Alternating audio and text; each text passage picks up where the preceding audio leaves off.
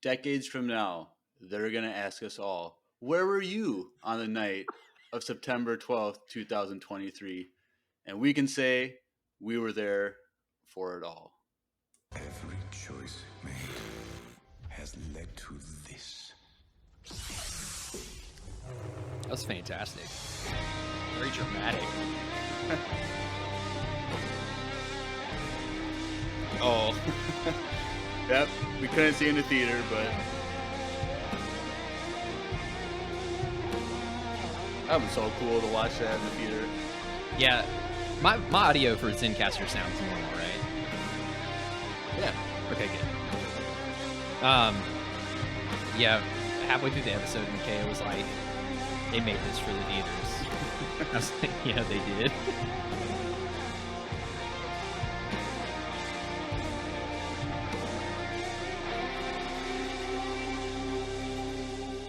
Hey everyone, welcome back to another Ahsoka-tastic episode of Empire Radio. I'm Jeremiah. And I'm Andrew. And we are back with That's it.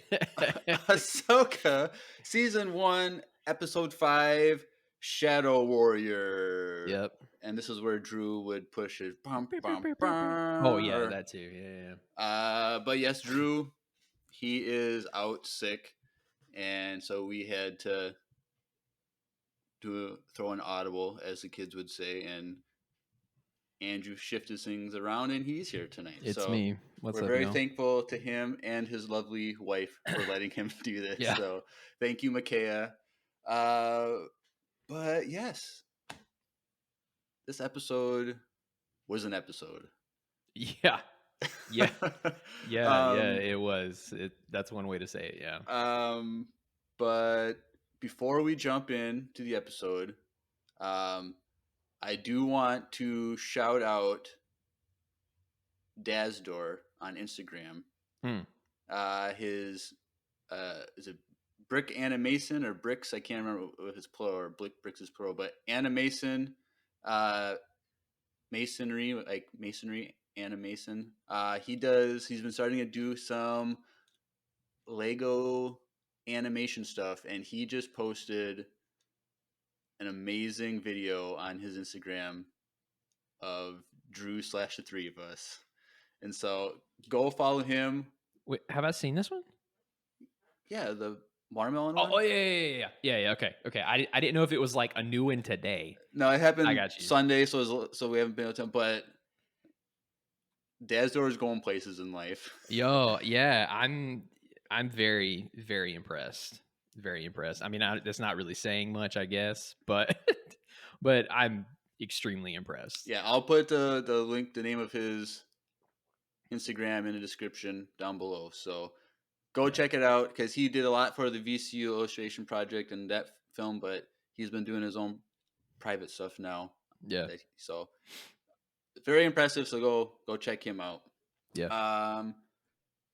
But yes, might as well just jump into this breakdown. But what were your overall thoughts of this episode, Andrew? There was a lot of hype, a lot of expectation going into this, because I knew that they were showing it in the theater, and like we said last time,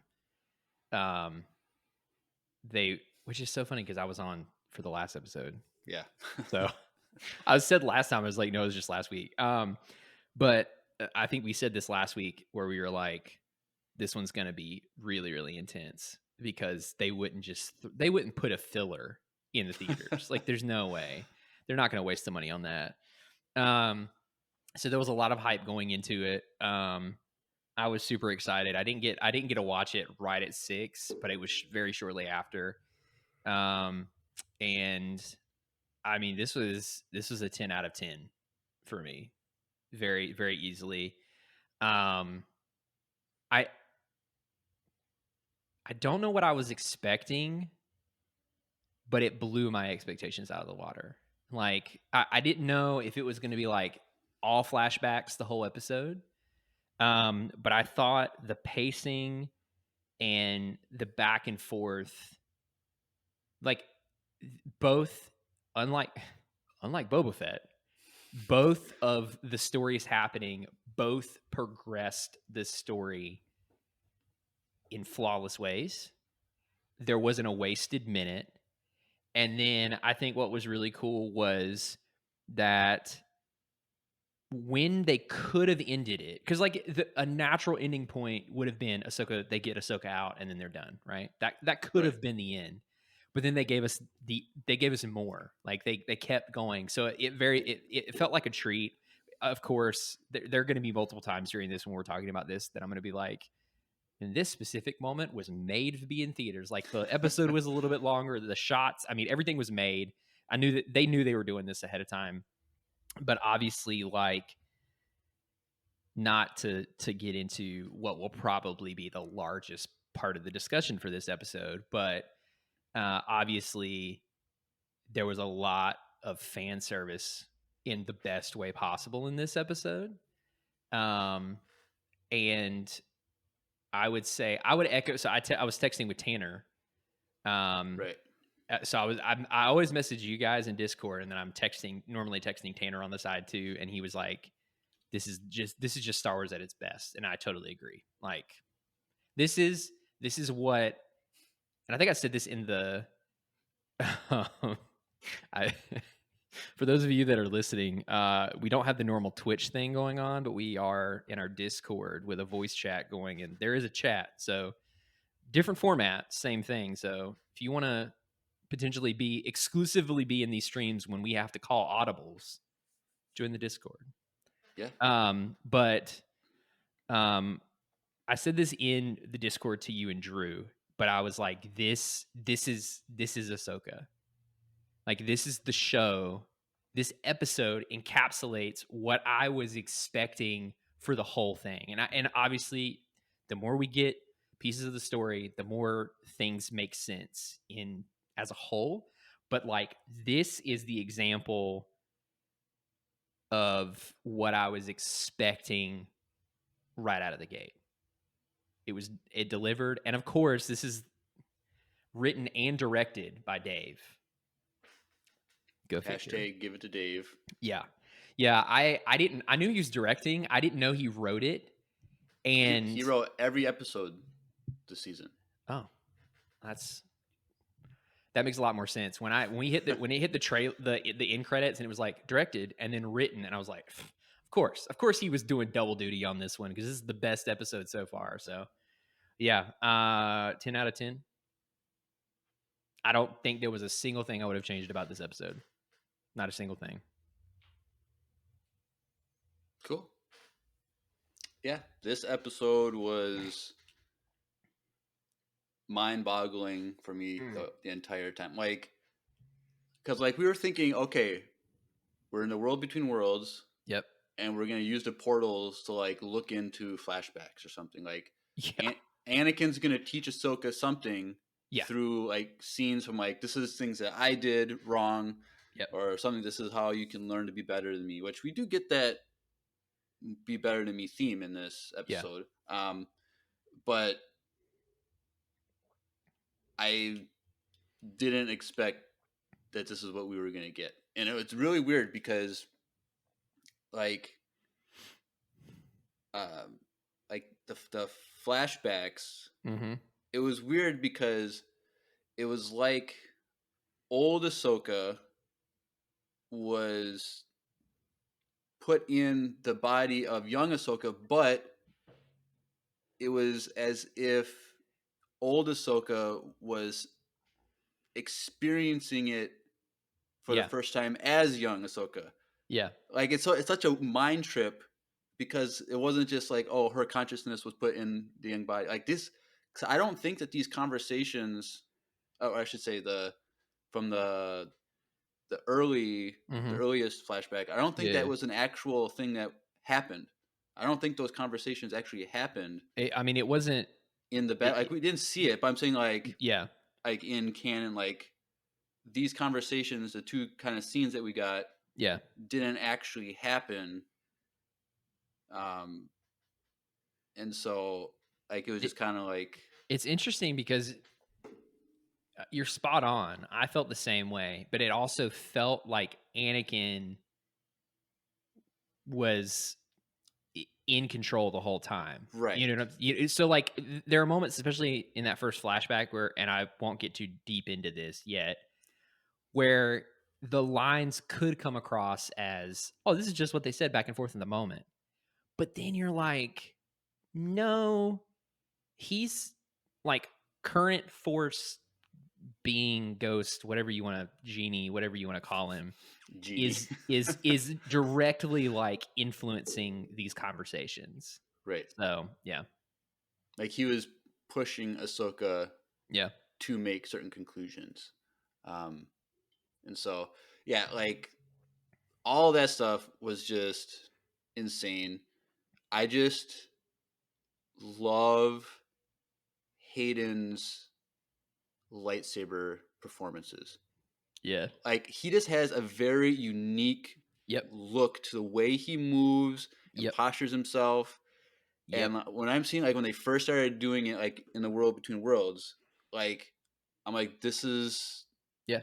prequel Yep. Hayden Christensen, like, but the Yeah. same mannerisms, the same stance. Like it's not something that you can teach him to do. Like I don't think he was taught to move this way. I think it's just kind of how he naturally moves when he learned. Yeah. So Yeah. it's hard. Like everyone, they move differently. Like people walk different. Everyone walks differently. And you, Yeah. like I don't know about you, but like I can see someone a block away, and just by the way I can see them walking. Like, oh, I know who that person is.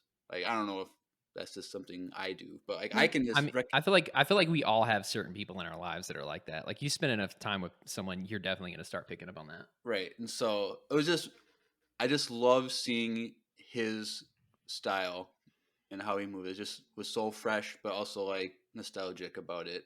The crazy thing to me about that is that the continuity of his movements from the prequels to Clone Wars to Battlefront 2 to this, like, it all feels the same. So they nailed it. Like seeing this now, I'm like, yo, they Battlefront 2 and stuff, like they nailed his movements really, really well. Like it feels like the same character. You know what I'm saying? Right. Whereas like in other forms of media, like let's take like the PS5 Spider-Man game versus the Sammy Raimi, Tobey Maguire movies, there's a difference. Like, Right. you know what I'm saying? Like, but with Anakin as a character, I don't know. I thought it was very interesting. It immediately was like, yeah, that's him. Like, that's his thing. Like, and I agree with the chat. Like, he was going, like, he was burning in some of these moves. Right. So I love that. Yeah. And also, like, I know, like, a lot of people, focusing on the Anakin Ahsoka stuff, but the stuff happening in the real world also, I thought was just as good. Oh, it's just I fantastic. Yeah. I I love Jason. I I think he's so cool. Yeah. I just love that he could hear what was happening out there somewhere, Yep. whatever Yeah. there is, and how once again, because like last episode, um,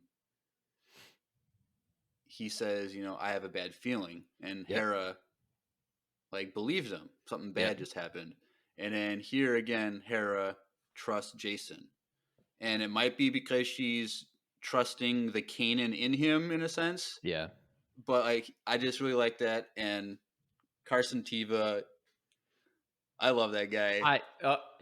The amount of times last night that I looked at Makeo and was like, I'm so glad he's in this. Like, I'm so glad his character has expanded to what it is now, because like I love him as the actor, as a person. Like he's just a phenomenal human. And we watched a lot of Kim's Convenience with him in it. I loved him in that. And so it's just so cool because he's such a big Star Wars nerd. You see? So like, oh yeah, I don't know anything about him really. So he loves Star Wars, and so if like for this, for he was like ecstatic when he first got in in Mandalorian, and I'm just so happy for him that he stayed a consistent character, because I know he's just on cloud nine. So yeah, that's cool. And yeah, I think looking back, at first I didn't like his character like in Mando because he was just like an annoying like X-wing pilot that's just doing protocol. But when you get to know him more, he actually thinks outside the box. He actually Yeah. looks at the bigger picture. Yep. And He gets the stakes of what's going on, and like, right. yeah, it's cool. But yeah, I thought the music in this episode was great. Kevin Kiner, he's able to stretch his legs in this show. He's able to do whatever he wants. There was one specific moment that we'll get. I'm not going to talk about it right now. That is just, it's one of the most impactful music moments for me in recent, at least this year, probably in a TV show.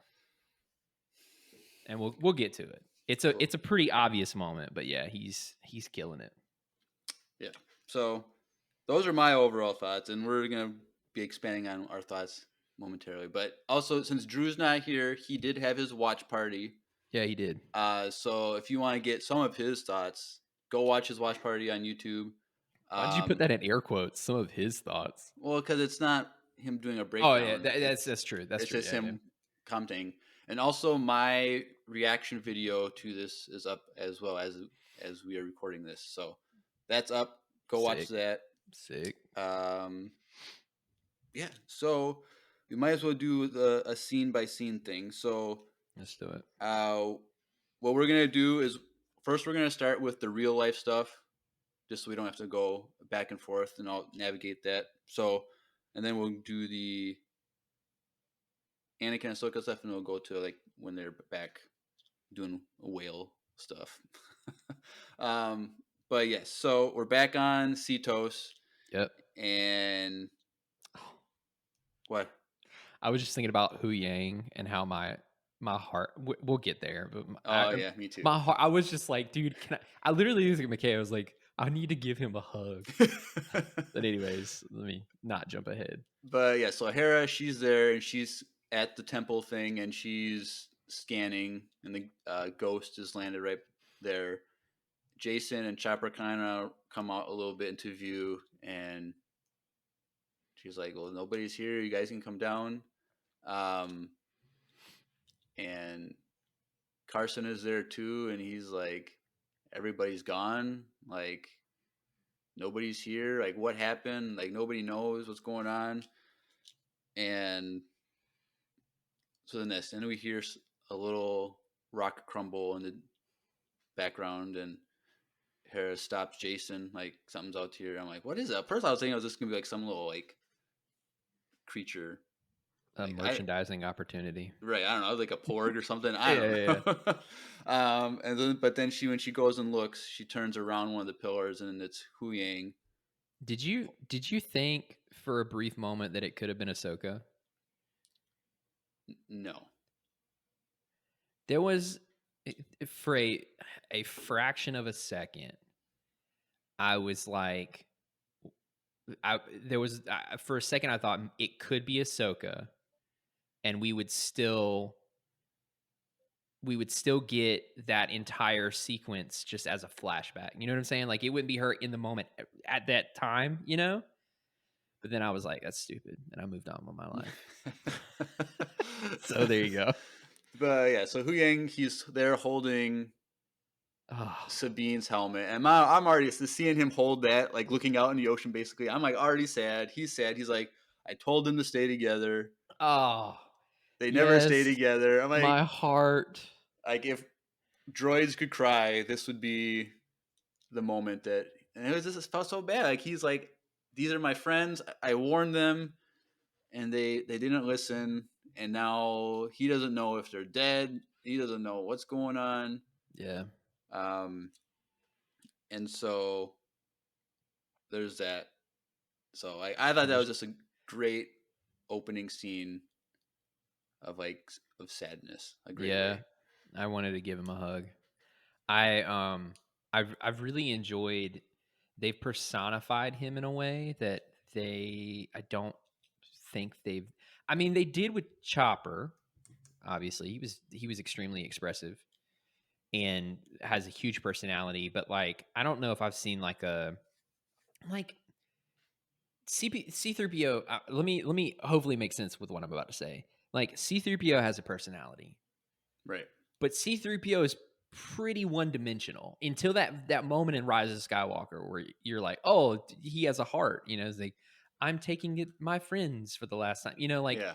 up until that point, it's like he's a coward and he complains. That's kind of it. With Hu Yang, I feel like they've done such a good job of giving him so much more depth than is actually needed. And in some ways, this might sound weird, but it feels like as a character, as a droid, which sounds really strange, he's carrying the weight of the loss. Because like he served the Jedi Order for so long. Right. And then it falls. And his sole purpose is gone. And he remembers all of these people that are now dead. And so, like, for me, it makes him finding Ahsoka and finding that, like, Jedi like bond again so much more impactful. I don't know. Maybe I'm reading too much into it, but I feel like they have given him so much depth Well, in such a short amount of time. I think it has to be. It's similar to R2D2 in that his memory hasn't been wiped, That's true. Yeah. and that's why he's can think outside the box and he can strategize in certain ways that other droids can't because he has so much more depth of memory. And so when you got Hu Yang, who's been around for centuries and centuries, like Yeah. I don't even know how long if we're gonna get like if he has an official like age, but it seems like it's been. Because didn't you mention in the last 500 years, only one person has designed a saber like Yeah. Galen Skull? I think it said 500 years. So he's been around for at least 500 years. So, I mean, definitely well into the High Republic. Right. And so he has, in a sense, a more developed personality and thinking style than R2D2 ever had. Yeah. So it makes sense that they become more human when they have more human experiences Yeah. that they've perceived, or however you want to say it, analyze or whatever. Yeah. But yeah, Hu Yang is definitely a treat in this show. Yeah. So that's cool. But moving on. So the next scene that we have in the real world is there's scanning still, and there's a point in this scene where Jason goes, like, he looks off into the ocean, and he's kind of like thinking and like something. I'm like, he's sensing something. Yeah. He's gonna be key to this episode somehow. Yep. Um, I could have told you that when she brought him along. I was like, right. the only reason you're bringing your child into this is for this child to serve a purpose later on. Right. Like, so. Right. And I think that it was a good way. Like, I don't feel like it was a cheap, like, way to like No. just have like a plot device to like. Mm-mm. No, like it works perfectly smoothly. It's nothing crazy. But yeah, so you see him kind of look out into distance, and then Hera is still. I think she's talking with Hu Yang about the map, and he's like, it's too destroyed. There's no way we can follow them. So they're discussing that, and Carson comes out and like, hey, name drop, Senator Organa can only like cover for us for songs. So like it's interesting that she's aware of what Hera is doing and is on Hera's side. That's what it seemed like to me, because he's like, she can only cover for us for so long. Yeah. And so, well, I mean, but that's always been Leia. Right. You know what I'm saying? Because I mean, she was front and center for Luke. Like, she understands the whole Jedi like doing the important stuff thing. Right. And the impact of things that relate to the Force, and of course she understands the threat of Thrawn as well. I mean, like, the whole reason the Resistance is a thing is because she didn't agree with the government and was like, that's fine, I'm gonna go create my own thing, and there's nothing you can do about it. So like, right. Classic. And so because we're assuming at this point she's already finished her Jedi training, and it's about this time that she has maybe already had Ben Solo at this point. Yeah. And so like she's a full on Jedi in a sense, so she gets it, like you were saying, Yeah. even apart from being a other than being a sister to Luke, Right. Yeah. which is just interesting to think about. So, um, but Jason is at this time is trying to get Hera's attention, like, mom, come over here, like it's kind of like, and she's like, hold on, whatever. I'm like, let's go talk to your kid. Yeah, there was a point. There was like the second or third time, because she said, like, hold on a few different times, or he called a few different times, and I'm like, your love interest was a Jedi. Like, why did you not listen to him the first time?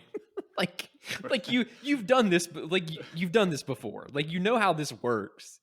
And I don't know, maybe I would have reacted the same way if I didn't know. Well, she doesn't fully know, though, I guess, and that's evident later in the episode when she asks her What? She doesn't fully know what? that Jason is force sensitive. No, she knows.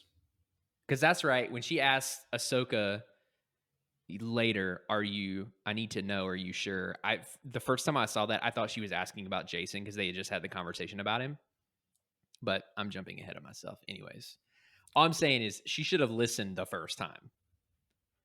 But I just think it's one of those things. It's so implausible that like something's happening out in the ocean. Like, well, I guess that we're a bit spoiled by the context of knowing what is going on. right. So that's a fair point. That's fair. So it's like, obviously, if there was like stuff going out, and if there's like whales out there, it's like swimming around, like you could like, okay, maybe she got rescued by a whale or something. That's why Yeah. he's bringing attention. But like, it's just waves and stuff Yeah. like that. So, but Jason then is like speaks up even louder, and he's like, "No, mom, listen, something's going on out here." And then it clicks in her head, like, "Oh, he senses something." Yeah. And he's like, "You gotta listen. Can you hear that? Blah blah blah." And I'm like, "What's going now?" Okay, to be fair, because like this, when they return to the real world after the first flashback, like it goes to him, and I swear that I heard something in those waves too. Really? But I'm like, I don't know if I was just like, because I know what's going on out there, like you said, like I know something's going on out there, and he's listening. So am I just kind of like projecting sounds and whatever? But then like he says, "There's something. I hear something," and Hera's like, "I don't hear it. I'm just hearing crashing waves." Like, no, can you hear the lightsabers? Yeah. I'm like, this is so cool. And then they both focus, and then the lightsaber sound comes in more clearly. So I was listening so hard because I knew what he was going to say, and I was like, maybe I'll hear it before Hera does. You know what I'm saying? And I tried so hard because like we were watching it, we've got our sound system set up and everything, and I'm like, where are the lightsabers? And I swear it didn't happen until they faded it back in, and I was like, oh, there we go. Like I was listening to every wave. Right. But maybe I just missed it. I will say that, so before I was cooking earlier, before we started this, I was listening. I rewatched the entirety of the World Between Worlds section just to make sure like I really had a good recollection of what was going, because that is so ambiguous in some ways. But I will tell you that listening with headphones is a very different experience. It like a drastically different experience than watching it with a TV. Like, and I don't have like a fancy surround sound system like you do, but for me, having the headphones in, like you can hear the full depth of the sound. I was like, whoa, this is crazy. So you see Julius's comment. Wesley Andrews ad starts playing over the waves. That's hilarious. But yeah, so like part of me wanted to think like, okay, Hera is not force sensitive, Right. so she couldn't hear this in my thing. So I'm like, was Jason's like connection, like was he able to like spill over his consciousness of what was going on to his mother, to his side? Like, could he share his thoughts in a sense with what he So was hearing? here's because I was thinking the same thing because like she looks really confused. And then as the volume raises in the episode, she has this kind of look on her face like, wow, like, and I'm like, she's either doing a really good job of faking this for her son or like something is going on. And then, but I didn't get hung up on it. Like I wanted that explanation. I didn't get hung up on it. And then we go into the world between worlds stuff. And again, there were so many times that I wanted explanations. And I think we have to take some of what happened in this episode at face value and not question it. And I know that's Yeah. really difficult for us, Yeah. for Star Wars fans in general, because there's just been so much speculation. Did Ahsoka die? Did she get there through a cheat code in the system and like the Matrix? Like there's all this like super in depth like the super particulars. Maybe there's a portal in the world between worlds in the ocean and she fell that way. And like I watched this video earlier about this episode. And one of the points that they made was that there were certain times in the Clone Wars that Dave Filoni just did stuff. Especially if you think about some of the aspects of the Mortis arc that never really get it. They're these like quasi-spiritual experiences that happen to these characters in the Force. And that's it. You can speculate, but it's like Dave just does this thing. And I think the more I try to think about that moment and if there's a new Force ability that Jason can like share things with his mother because they're that close, like it's just like for me, I'm choosing to be like it was just a really magical moment. And as much as I want to know the logistics of how the Force works in that moment, like I don't know. Yeah, when I was watching, I was thinking that there's like a portal opening to the world between worlds, like in the Lothal temple. Yeah. I was thinking that like he was gonna find the portal or something, but now going back on everything I just said, I do have some speculation. So even though I said I wasn't going to question it, so with the Force being in everyone, you just have these drastically varying levels of sensitivity to it. It is theoretically possible that if something stupidly powerful in the Force is happening, that even people with low Force sensitivity can feel it. Right. And now that obviously opens up the can of worms of like, well, the clashes in the original trilogy between Luke, Vader, and the Emperor, those were monumental like Force events. Why didn't everyone feel, but like it's even more possible when you take into account that it's a mother and son relationship, and that is a very specific, very special bond. Because like it's evident in Luke that the power of the Skywalkers is passed down through genetics. Right. So maybe I don't know. It's maybe Hera picked up some from just carrying Jason and giving birth. Like I don't know, but like it's both fun and pointless simultaneously. Yeah. So then once Hera hears the lightsabers, she tells Carson and to tell the other X-Wings, we're going to do more sweeps of the ocean. He's like, we already did it. Well, we're doing it again. We're doing get low. And Hera's like, all right, Hu Yang, you're with me. Jason and Chopper, you stay up here. And so then they go and they start scanning the oceans again. The amount of times that she says to Chopper, watch over Jason, is hilarious to me. It's happened at least 2 or 3 times in the show already, where she has looked at Chopper. They've gone off together, and she has looked at Chopper and be like, "Yo, take care of Jason." And I think that is hilarious. Well, he has the highest kill count. Yeah, like. he's a pretty capable droid. So I just think it's funny that it's like normally you would think that like she would have the human look after the droid, but nah, like Chopper is Chopper. Right. And then of course Carson's reaction.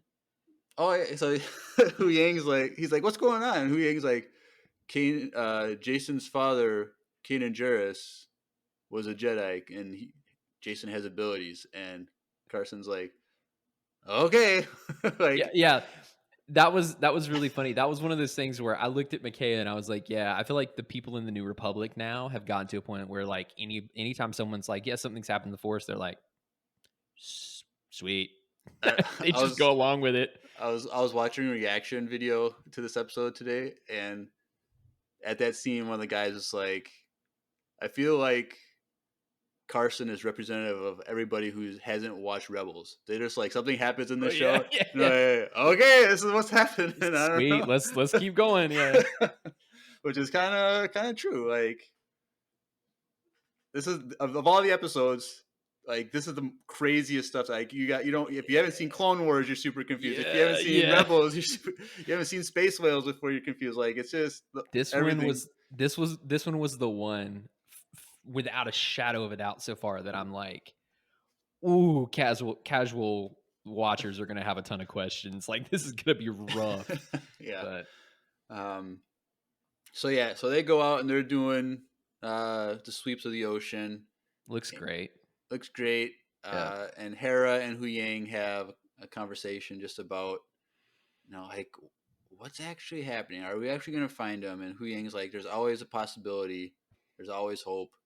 And he's like, if anything's going to like happen correctly, it's because Ahsoka, whatever he said, Ahsoka's involved. So like something crazy is going to happen. Like she's the one that's going to come out. And and then there's just a comment about like, she's kind of like her master or whatever. Yeah.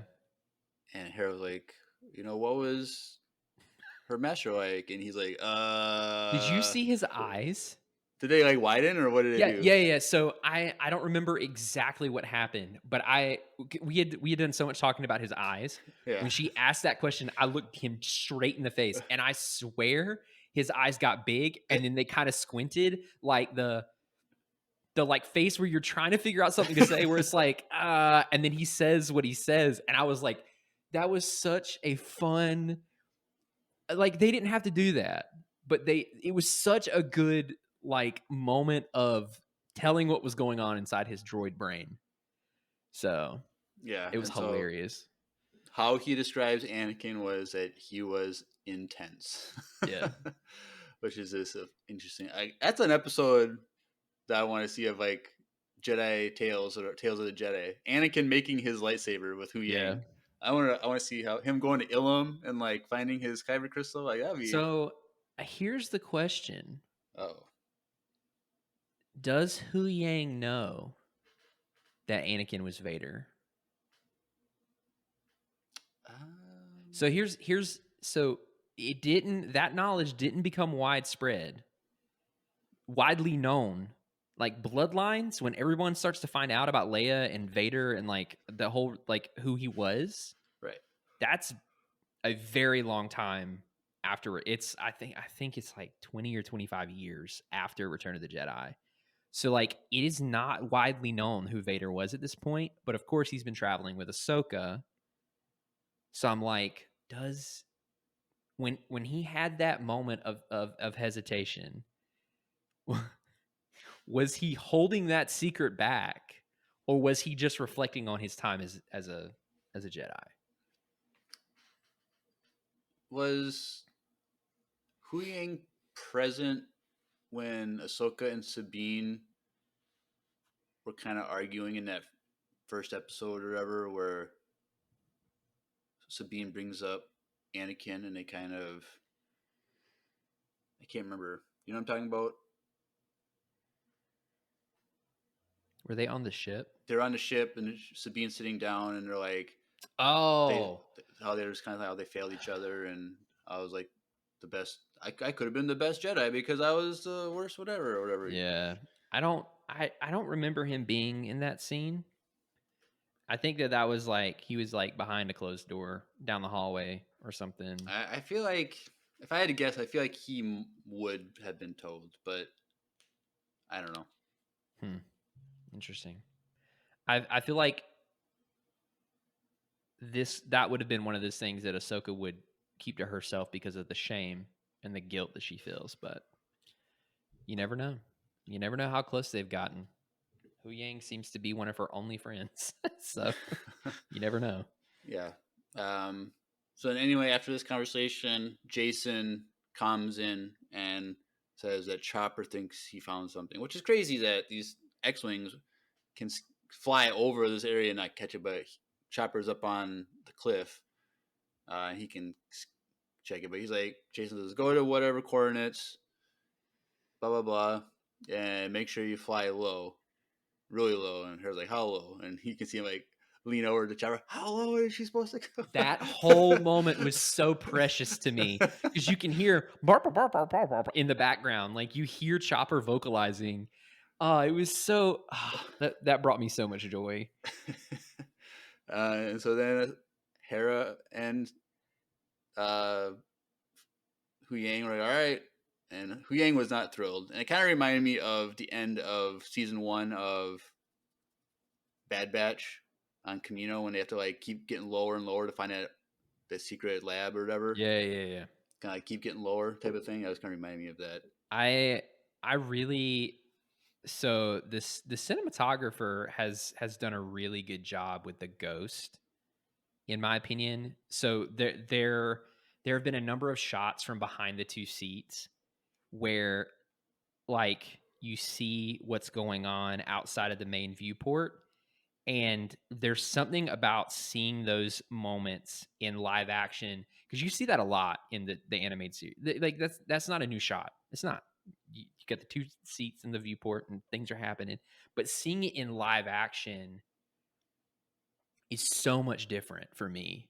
And like one of my favorite shots from the last episode was her and Jason taking off and seeing everything through that viewport. And then I loved when she started going down in this episode and you see it, the ship, like actually, it's Right. a very simple thing to me, but like, I've had the really cool opportunity to do the Millennium Falcon ride at the Galaxy's Edge. And it's very similar. Obviously, you're way more close to the action in that ride, and it's honestly kind of scary. But I don't know. It's one of those little things that I nerd out about. It's a lot. It's really cool. Cool. So, all right. Well, that's the end of kind of like that part of the real world stuff. But before we transition over you know what's out of this world? What's that? Wesley Andrews coffee. That is true. I'm not gonna lie. Coffee and tea. I finished that coffee that Drew sent me, and we had some non-Wesley Andrews coffee. Yeah, I had a bag, and we drank some the next time, and McKay and I were like, "This isn't the same." So I bought 2 more bags and had it shipped to me. So if you think that Andrew just does the ad and doesn't believe in it, you're wrong. There are 2 coffees from China that they have right now. If you're listening to this, September 13th, 2023, hop on those coffees. They're phenomenal.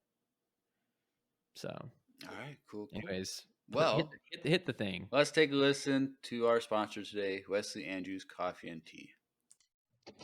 Hey everyone, Andrew here. I'm pleased to tell you that the sponsor of today's episode is Wesley Andrews Coffee and Tea. If you don't know anything about Wesley Andrews, you definitely should. They're an award-winning coffee roaster and shop in Minneapolis, Minnesota, and they make fantastic coffee. The awesome thing is that whether you live in the Twin Cities or not, you can get their coffee beans delivered straight to your door by ordering them online. They even have a subscription service that ensures you never run out of amazing coffee. If you've been looking for some new coffee to try or a way to elevate your normal coffee routine, now's your chance.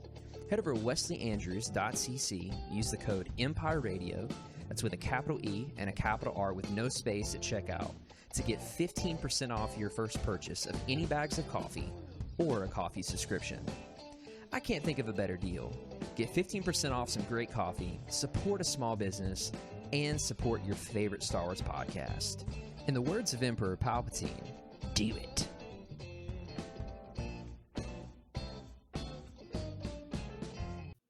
All right, and so that'll be true for the voicemails too, chat. You won't be able to hear the voicemails. Oh. RIP. But you have to go listen to it on YouTube or the podcast when it's done. So Anyway, do it. Do it. All right, cool. Well, now let's get to the fun stuff. Ah, The other stuff was fun, let's go. but this is the meat and potatoes of the episode. something else. And Yeah. the weird thing is, like, when Ahsoka returns to the real world, that's Yep. only the first half of the episode. Yeah. Like, there's still another half the episode left after that, and like, it felt so. The first half felt so full. Definitely was not trash. Yeah, no, it was the far from it. Yeah. So it goes back to just the world between worlds and Ahsoka and Anakin looking at each other. Yep. And first things, Anakin's like, or so Ahsoka's like, you look the same. And Anakin's like, you look old. Yeah. So like that was just a funny thing. So of course something like that's gonna happen. But this is where things start to get a little deep, and so I'm so excited. At first Ahsoka does not remember like what happened. Yep. She's just there, which is Yep. interesting because in Rebels, when she gets pulled into the world between worlds, like she has the same experience where she doesn't remember what happened, and Yep. Ezra's like, you know, you were fighting Vader, and I reached in and pulled you out, and she's still confused, and then she kind of gets her memory back after a few moments. So that was interesting. Yep. And so she's like, "Oh, I was fighting Balin's skull," and Anakin's like, "Yeah, you lost." And basically she's like, "Well, like, why am I here?" Basically, and he's like, "I'm here to finish your training." And I was like, "What is going to happen? Like, what training does she need? Are they going to duel? Like, what's?" Yeah. I didn't. At this point, I was like, it's exactly what we thought. They're gonna go to different portals, and we're gonna see. I really thought that Anakin was gonna be like, the final lesson you need to learn is learning from my mistake of like falling to the dark side. Like, this is the last lesson. You know what I'm saying? Right. And I really thought that we were gonna go portal to portal, see, you know, flashbacks. Like, everyone thought there was going to be that Mustafar scene, which we can I'll talk a little bit more about, where it probably would have been later. But at this point I was like, okay, strap in, let's go, let's take a trip down memory road. I was not expecting what happened. Right. And so Ahsoka's like, "Well, what else do you have to teach me?" And Anakin says very wise words like, "You're never too old to learn something new." Yeah. Which I felt Calls her Snips again. he calls her that all episodes. I love it. I know. I love it. But like hearing, like, I feel like Anakin wouldn't have said something like that, like, in his life before he fell too dark. I don't think that was like something that he believed. And so I'm like, this is post-death Anakin. Yep. Learning more while he's in the afterlife, within the Force, or whatever you want to call it. Like, he's gotten wiser since he's died. Yep. And he's more mature. Yep. No. That's the feeling that I got too. Yeah. And then he's like, "I have one last lesson, and either you live, yeah, or you die." I'm like, "What?" I'm like, "Okay, they're gonna fight." Yeah. I'm like, "Cool." And she's like, I'm not gonna fight you. Did she say it again at the end? No. Okay, so this is a very, very specific callback in this moment. Because she says, "I'm not gonna fight you," and Anakin's like, "I've heard that before." Yep. And who said that to him before? Luke Skywalker in Okay. episode 6. I'm also, correct me if I'm wrong, I'm also pretty sure she said something similar in Rebels when they face off in the temple. She says, I know she says, I'm not going to leave you this time, but I'm pretty sure she says, I'm not going to fight you too. I don't know. I could be wrong. I know for a fact she says, I'm not going to leave you this time. I know for a fact that she says that. Right. I'm not going to leave this. She does say that, but I don't think she says she's not going to fight. Well, Luke definitely does say that. Right. Luke says that. Yeah. Which I think is like, it's interesting because a lot of people have been wondering, is this actually Force Ghost Anakin, or was this just the Force, like just projecting Anakin like a memory or a familiar face to teach a lesson? Like, but I think that the fact that Anakin made this reference to Anakin's life, that it wasn't like a hallucination from Ahsoka, because she wouldn't have known that unless Luke told her. But I really don't think that my personal stance on this whole thing is that she may have been at risk of dying, but I think she was physically transported to this world in the moments before she would have died. Because like obviously we find her in the water later, her physical body. But I think like in a similar way to what happens in Rebels, she was somehow transported in full to this world. Because remember, they couldn't pick up anything for the longest time in the real world. And it wasn't until she was nearing her time coming back to the real world where they're like, oh, we've actually got something in the water. Which leads me to believe that there is a complete absence of her. Because like you have a point. The X-Wing scanners, I mean, they're really good. Like they're not these throwaway things. And of course the Ghost has like a phenomenal sensor package. right. So That's interesting because I always thought like because there's a lot to be discussed about like what he meant by live or die. yeah. But like I felt like that was like I was just thinking like her force consciousness or whatever, like the force within her was put into the world between worlds, but her body was in the water, and that like him saying live or die was like, you can give up now and just you'll succumb to physical death, but if you want to move beyond me and choose life, then your force is going to go back into your body and you can live. So yes, there's also a massively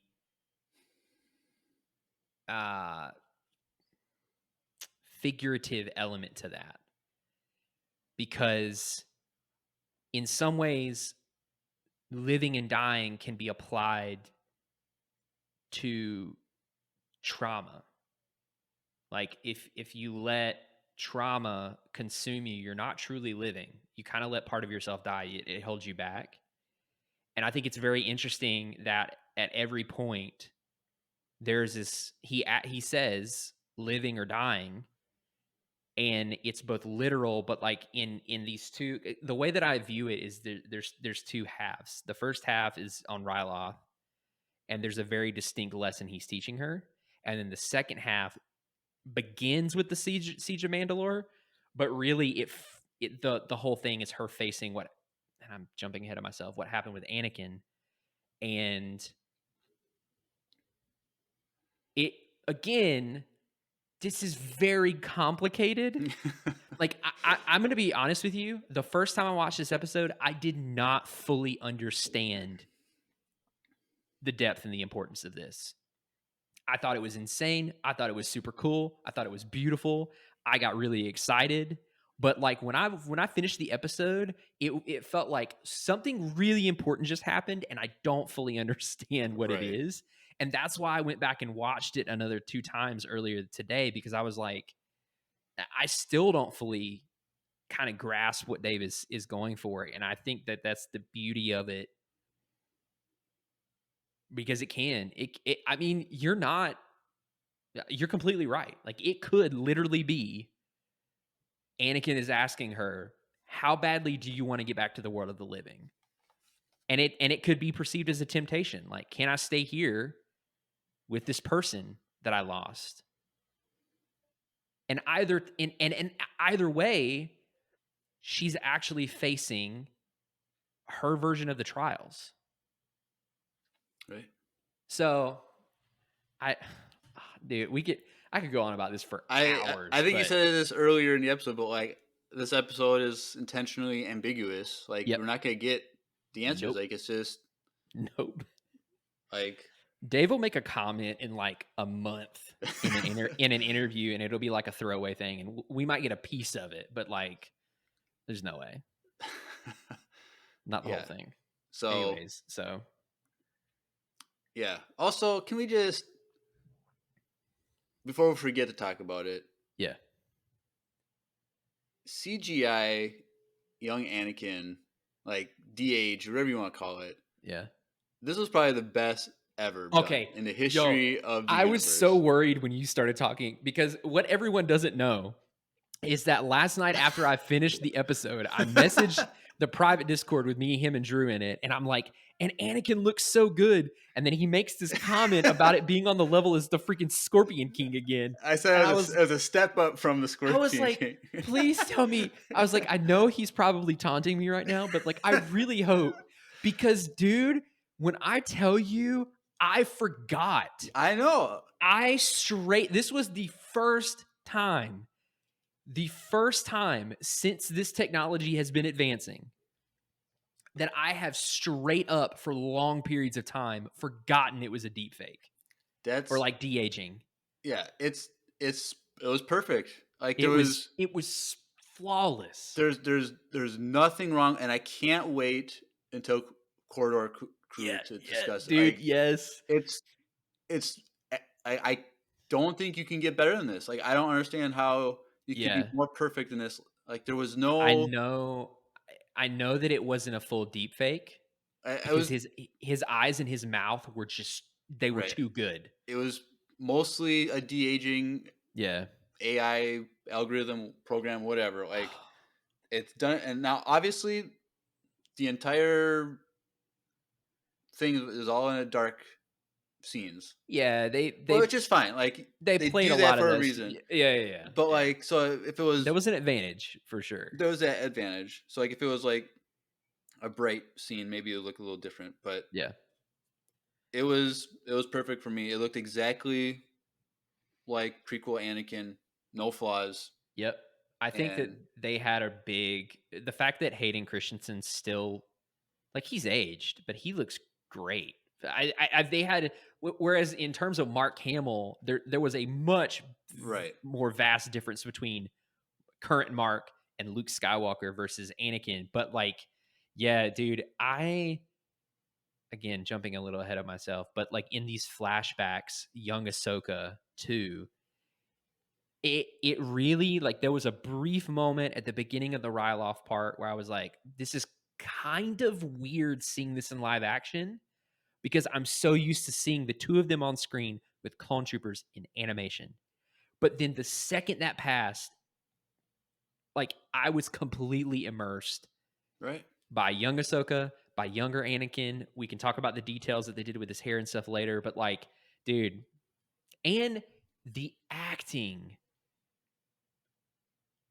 it was so good. Yeah. Like, for as long as it's been since Hayden has done anything, my dude hasn't skipped a beat. Right. So, anyways. Yeah. So, shout out to whoever did the effects. They better y'all killed that. Better win an Emmy for that. Yeah. But yeah. So they start dueling and fighting, and yeah. So I like this style of lightsaber dueling more than like how you loved the dueling last week. Because I know like last week you like loved it. Yeah. Sure. I just like the smooth, flowy Yeah. like style. I think it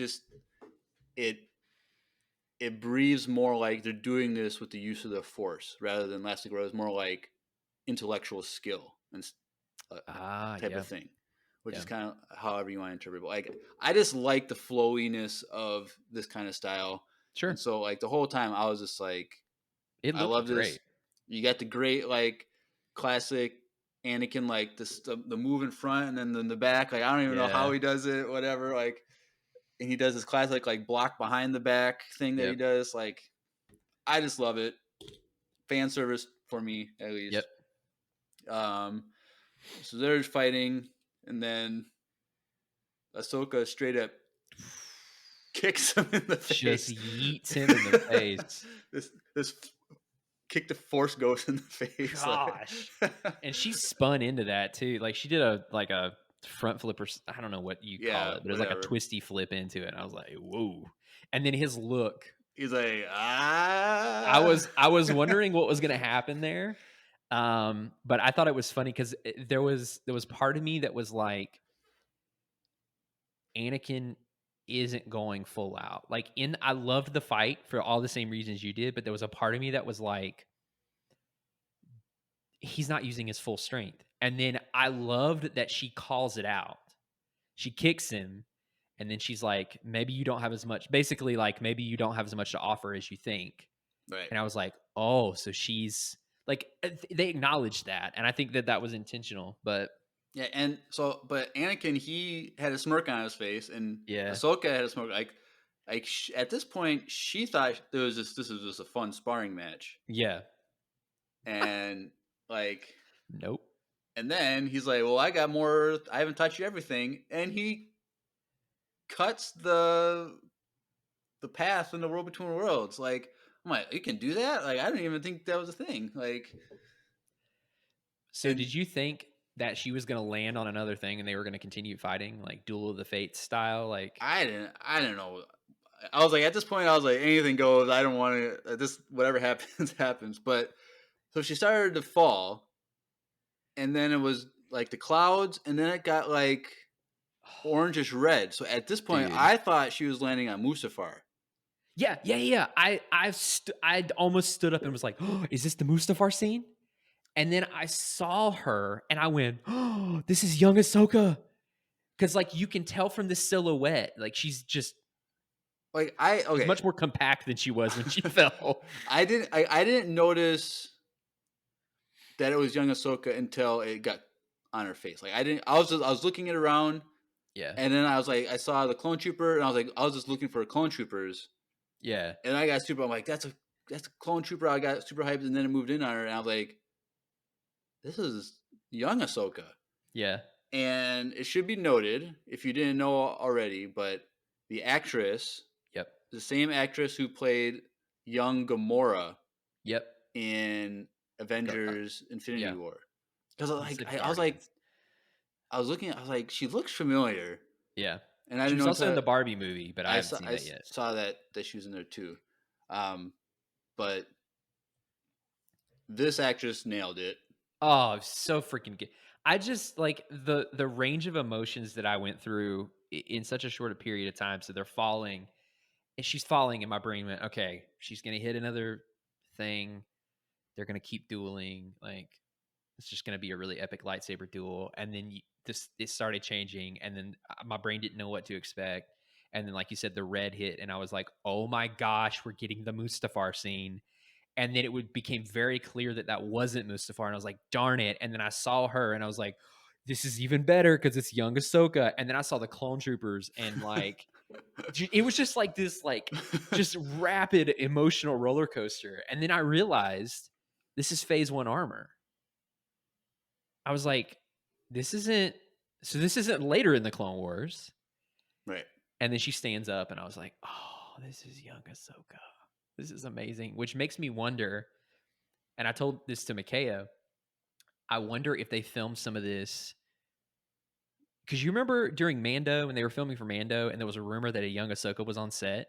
Oh yeah, we talked about this, and I showed there was like you see in the documentary thing, another person in Ahsoka makeup. I wonder how early they filmed this. So I went back to that scene in that behind the scenes thing, Yeah. and it didn't. The girl was too far back, but I couldn't. It didn't look like the same, like headdress, Yeah. like prosthetics. That's so interesting. And so let's see. Season 2 of Mando came out in 2020. Ooh, that's So some like Marvel level planning.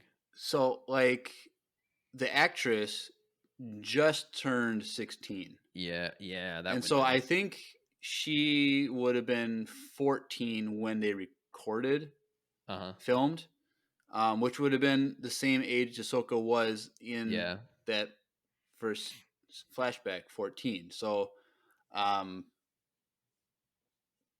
don't think it was the same, but I don't know. Like either way, yeah, freaking bravo to her. She nailed the performances. Right, and it was kind of weird, just like because in Clone Wars, Ahsoka, this like her character model is this very narrow, like thin, like slender body frame. Yeah. So seeing like a real life person who's not like that, like well, I mean, it was the same for the clones too, because they were running in, and I was like, they're a little chonky. Yeah, and then but the same thing with Anakin, because in the Clone Wars, oh yeah, he's very slender, and then he's got the chest is wide and his hips the pauldron really, thing that he has on is like super small, and the shoulder pieces are super detached. Like if you go back and look at his character model, it's like dude has not been eating a ton, and then you see him kind of go through in this scene, and you're like, oh, this has to translate to a real person, you know? Right. So yeah.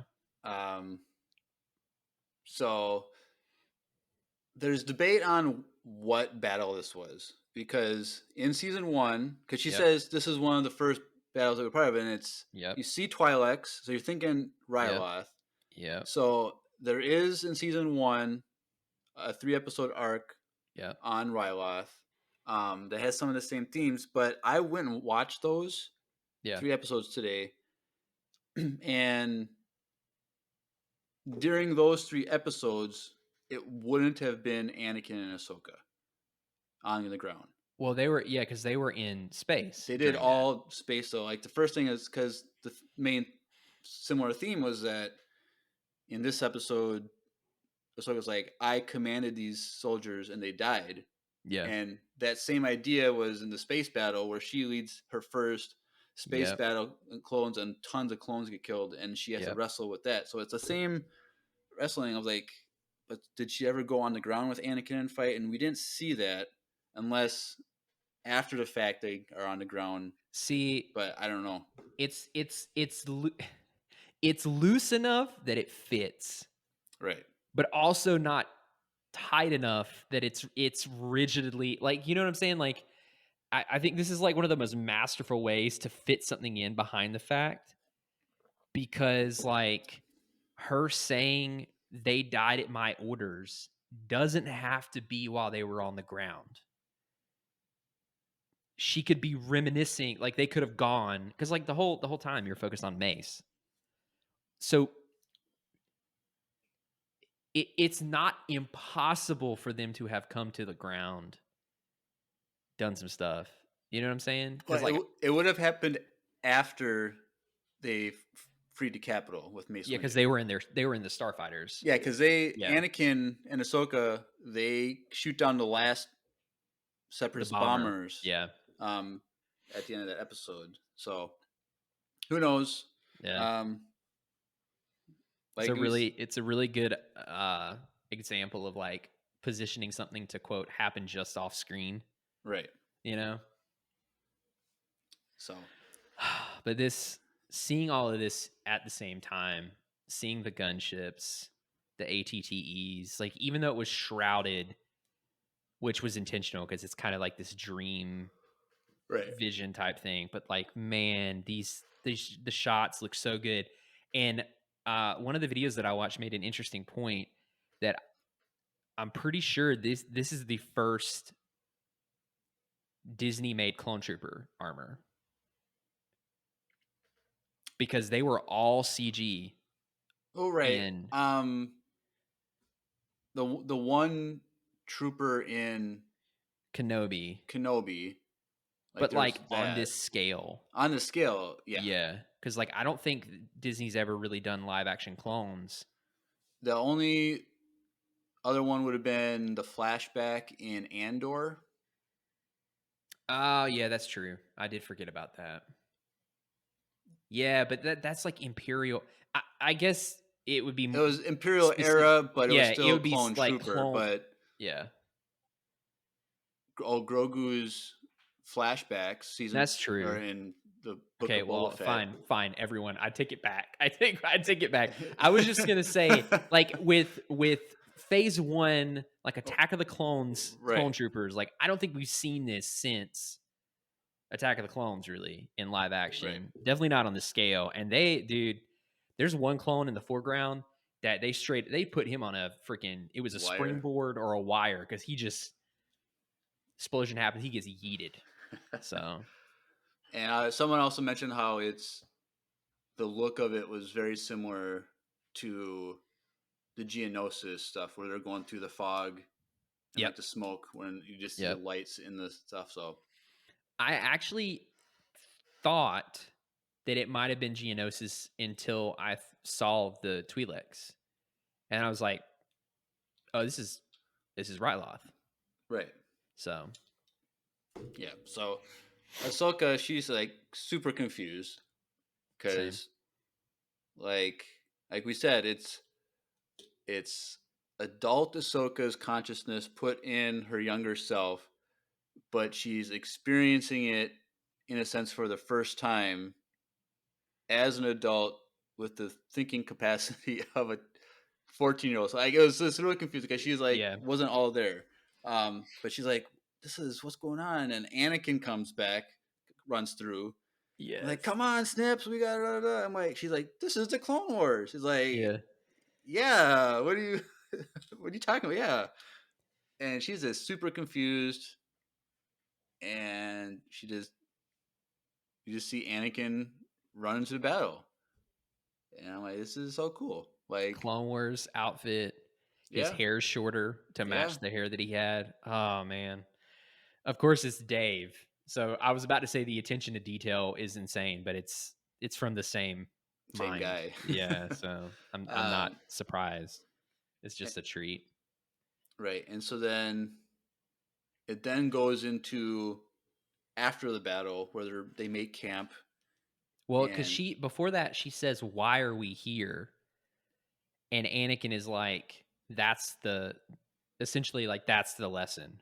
Like it's for you to figure out why we're here," which is one of the reasons why I think that it's like this weird, like everything is playing out as it happened, but it was definitely the current Anakin leading things. Like him saying, "Of course it's the Clone Wars," wasn't what he would have said in the moment.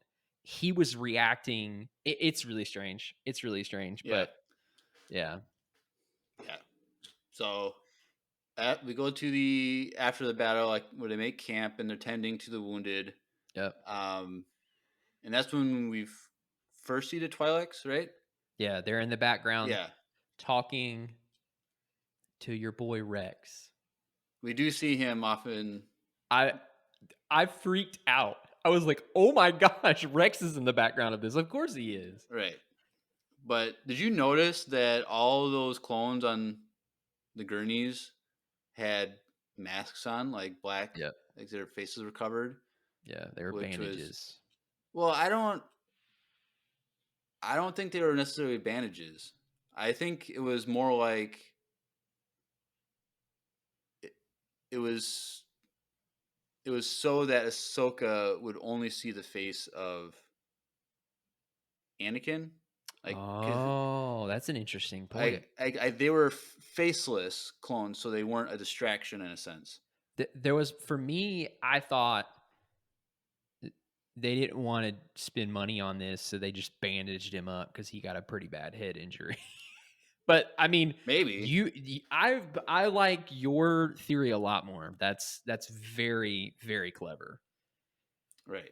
And So so Ahsoka walks through this camp and sits next to one of the injured clones and grabs his hand, and then he puts his hand on her hand like, thank you for being here yeah, with me. And she yeah, has extreme guilt and sorrow in this moment yep, and super confused.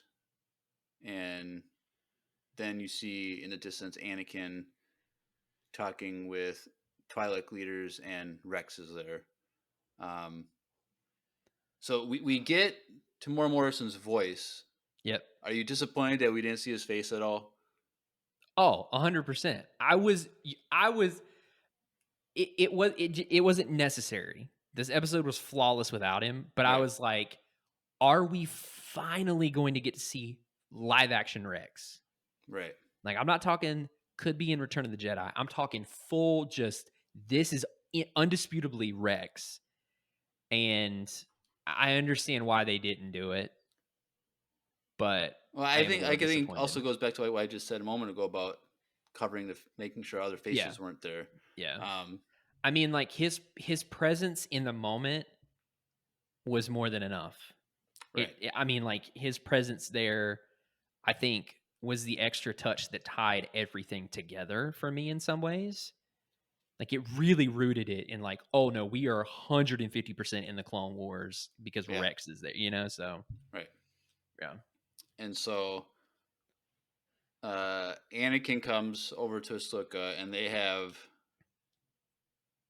a very deep conversation because Yep. Ahsoka is like, one, she feels the guilt, like I led these people, They and died on my orders. yeah, like, and Anakin's is like, well, this is the cost of war. Like this happens, and just because you lead doesn't mean that you can't make mistakes. Yep. Um, and then there's just a discussion about, you know, I was trained to be a keeper of the peace by Obi-Wan, but the times have changed and we have to pivot to that. And now we're in a war, and I have to train you not to be a Jedi in a sense, but to be a soldier, Yep. which was interesting because I didn't feel that mentality from Anakin in the Clone Wars. Like, because I felt like he was more compassionate in the Clone Wars than he was in this scene, and so that's why I'm kind of thinking, okay, this is Force Ghost Anakin controlling a conversation to like say things that I don't should have been like he should have been articulate of back then. Like Yeah. he's almost in a sense correcting himself now. Yeah. Like I'm saying it now when I should have said it before. Yeah. Because like if he said these things before, maybe he would have corrected himself back then. It's interesting too because in some ways this Anakin felt more compassionate than Clone Wars Anakin. You think this one was more compassionate? Because it I came felt across the as opposite. it came across as so tender though, because he like gets down on one knee and he's like, when Obi-Wan and trained me, we were keepers of the peace, and like this is why we have to be this way.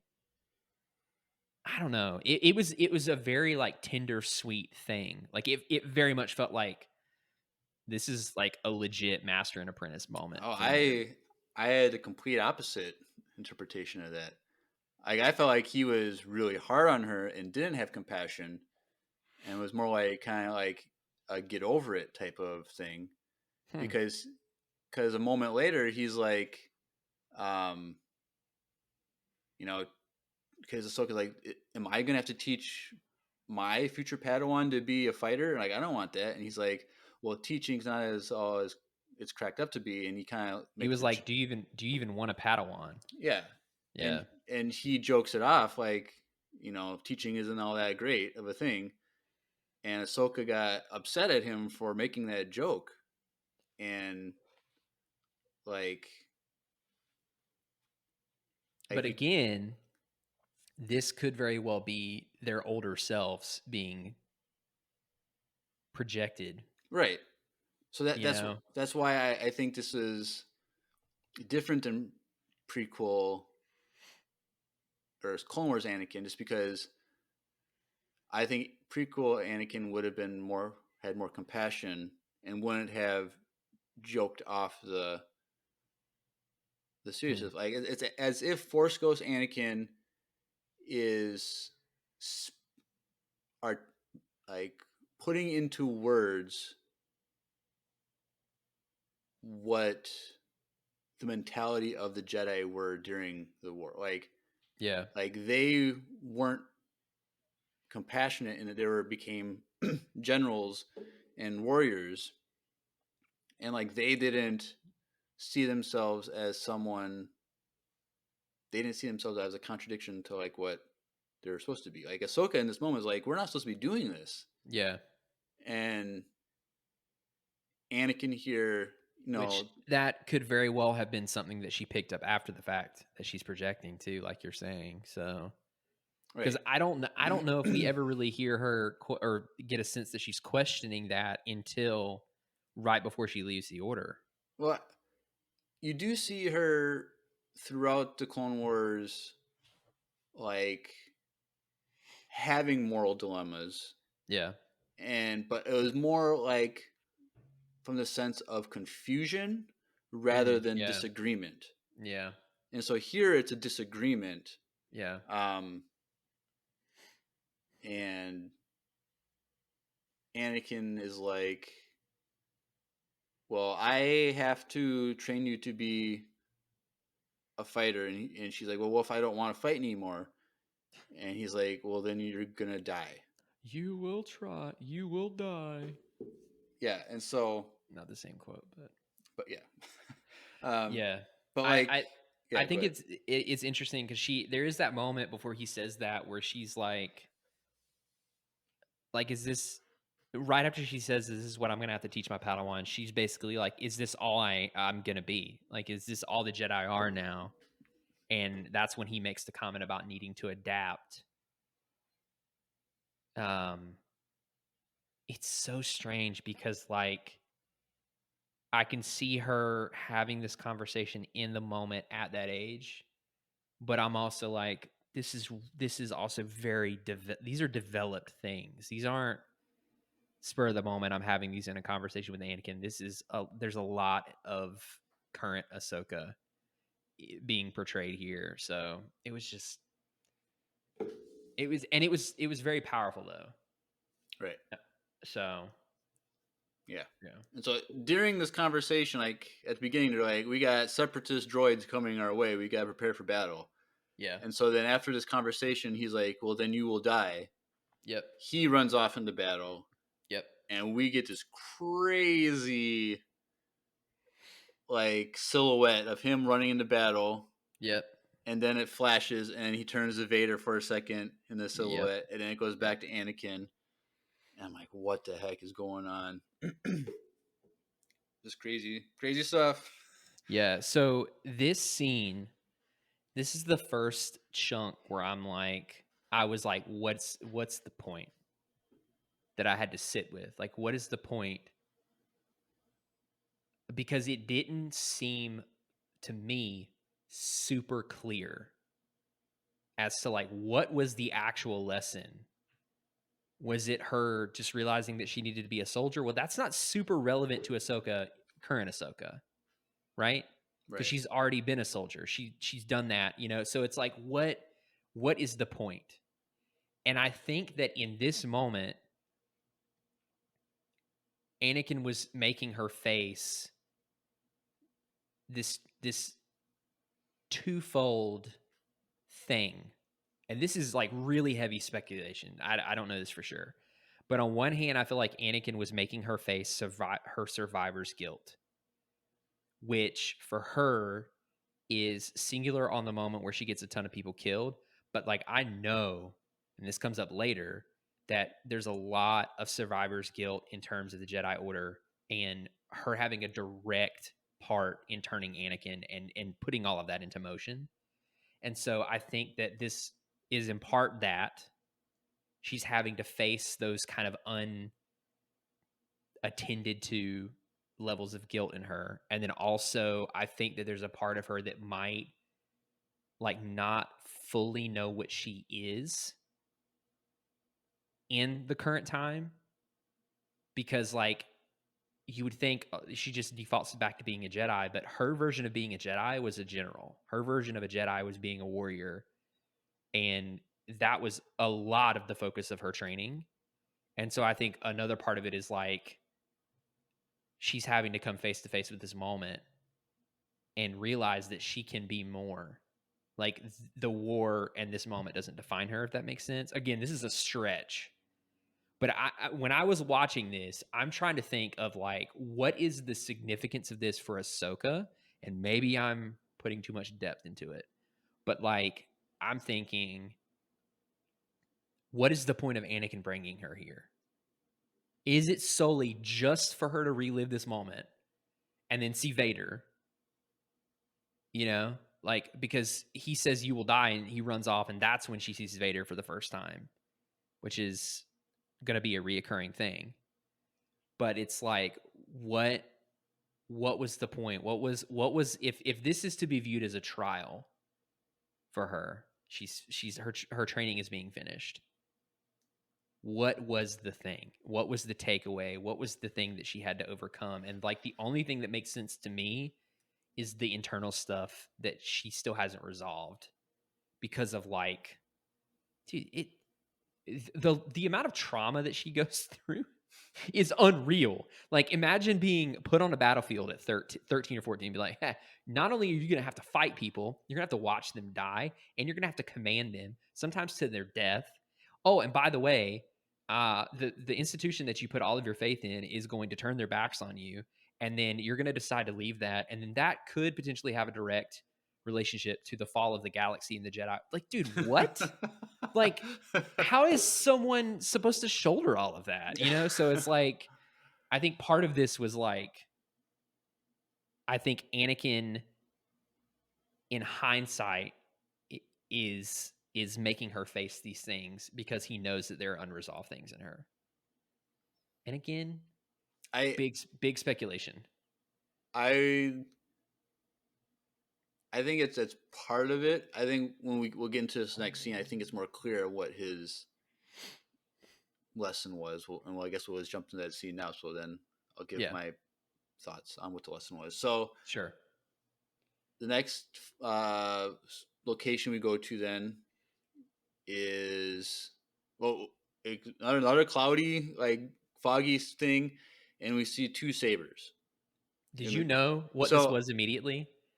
Not right off the bat, because like I saw that she had two sabers. So okay, so this is later on in the Clone Wars. Yep. But I didn't realize they were blue. Really?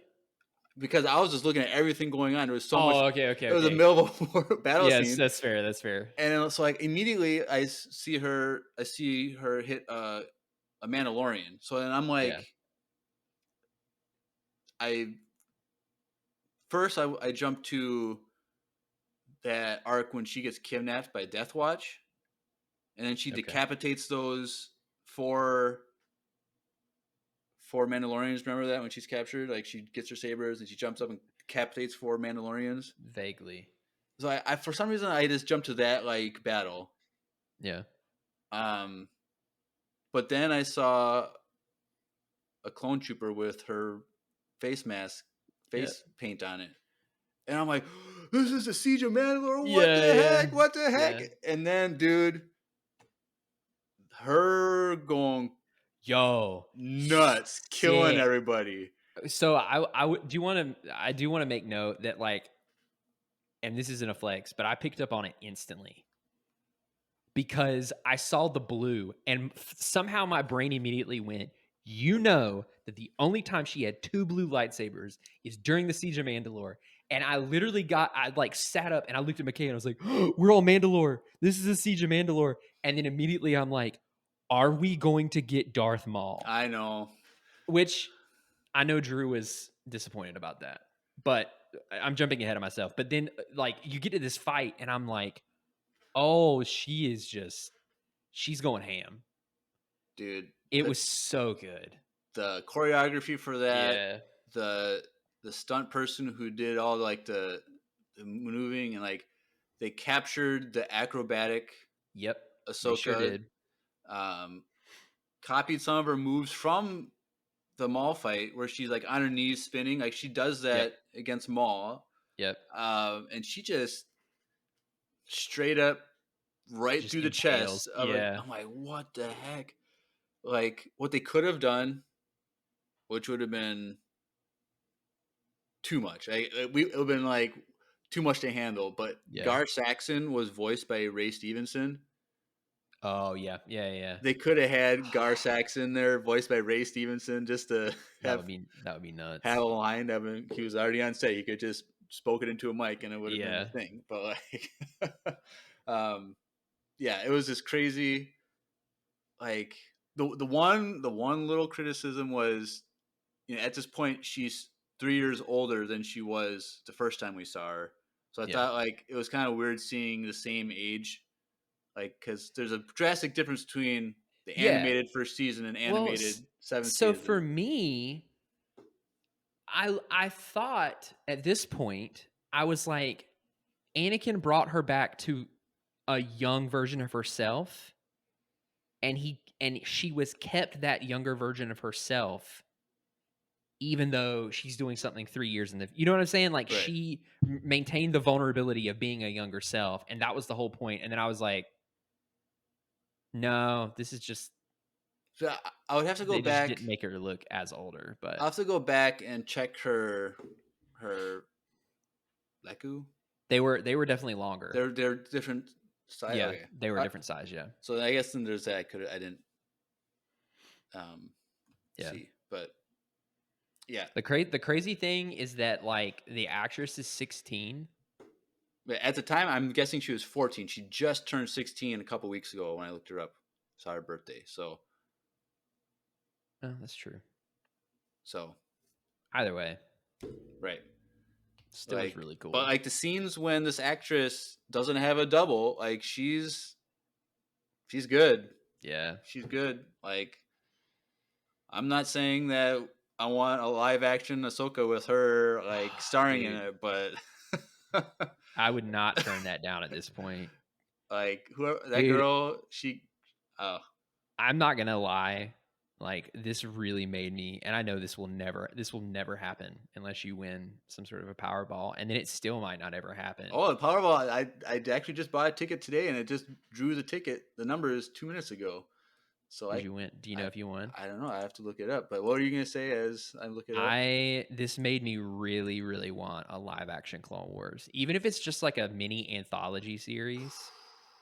Like this as a proof of concept was like, they can do this and it looks good and it still feels the same. They captured the same magic. Like I don't know. I was like, give me freaking Maul. Give me more. Give me Cody and Rex, and like give me Obi-Wan. But it's like there's so many stories that they did. I know. I'm like, what could they do? Like, what is something like an unanswered question in Clone Wars? Yeah, that's true. Like we can't say, well, whatever happened with the Zillo Beast because they did that in Bad Batch. Like, I think an adaptation of Dark Disciple could be really cool. Yeah, because that was originally Quinlan Vos and Asajj Ventress. Does that take place before Revenge of the Sith, or is it after? It's or is it after Ventress goes and becomes a bounty hunter. So it's before Revenge of the Sith. Okay. But it's after like she gets shafted by Dooku and tries to kill him and all that stuff. Yeah. Because like the Jedi Order sends Quinlan Vos in to work with her to kill Dooku. They're like, okay, maybe we actually do need to sign off on an assassination. Maybe we need to do something that's kind of sketchy for once because this is going on too long. But I mean, that wouldn't be the same main core characters, but I don't know. Like it obviously it works.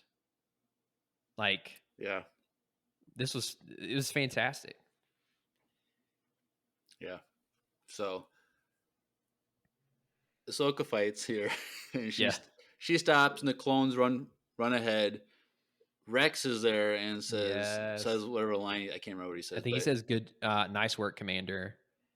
something like And he that. says we'll secure the perimeter or something like Yeah, that. something like that. And Yeah. so Tamira Morrison's voice doing that, which was good to hear his voice. Yeah. And so then Ahsoka's just standing there watching, and then you see Anakin walk from behind. He's like, I don't remember this battle. Yeah.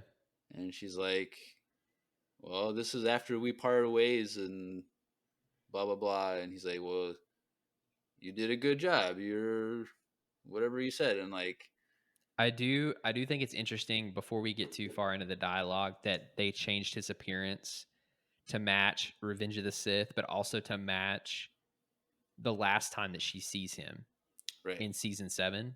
right.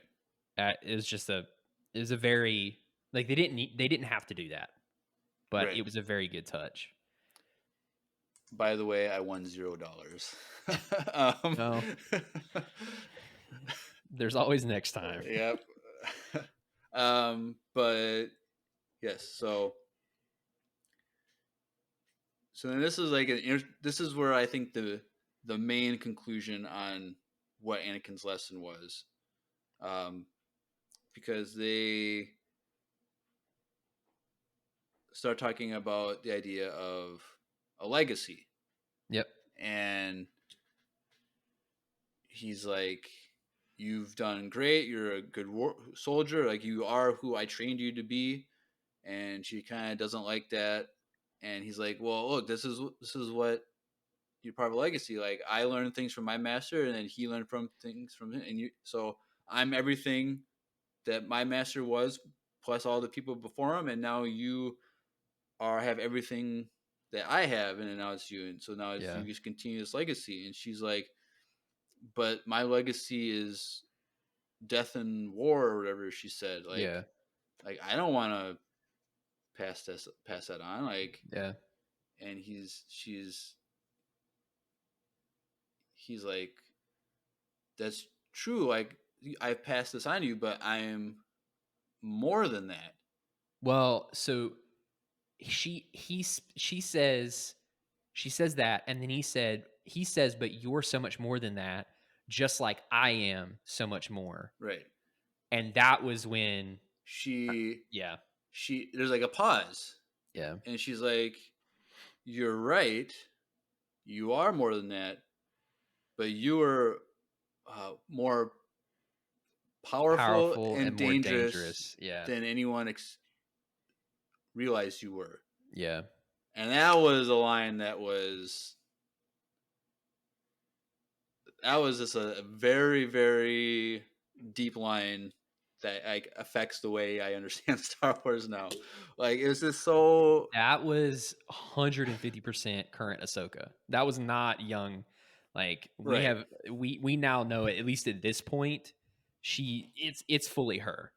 Right. And it's just like, you are more powerful and dangerous than they realized. Like, I can't even like grasp that right now. Like, it's something to meditate on for a long time, but it's like, what should the Jedi have done?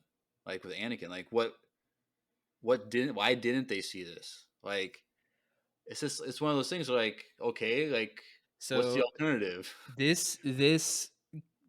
This could really be like a cantina discussion, but so I'm rereading. This whole episode could have like 20. Yeah.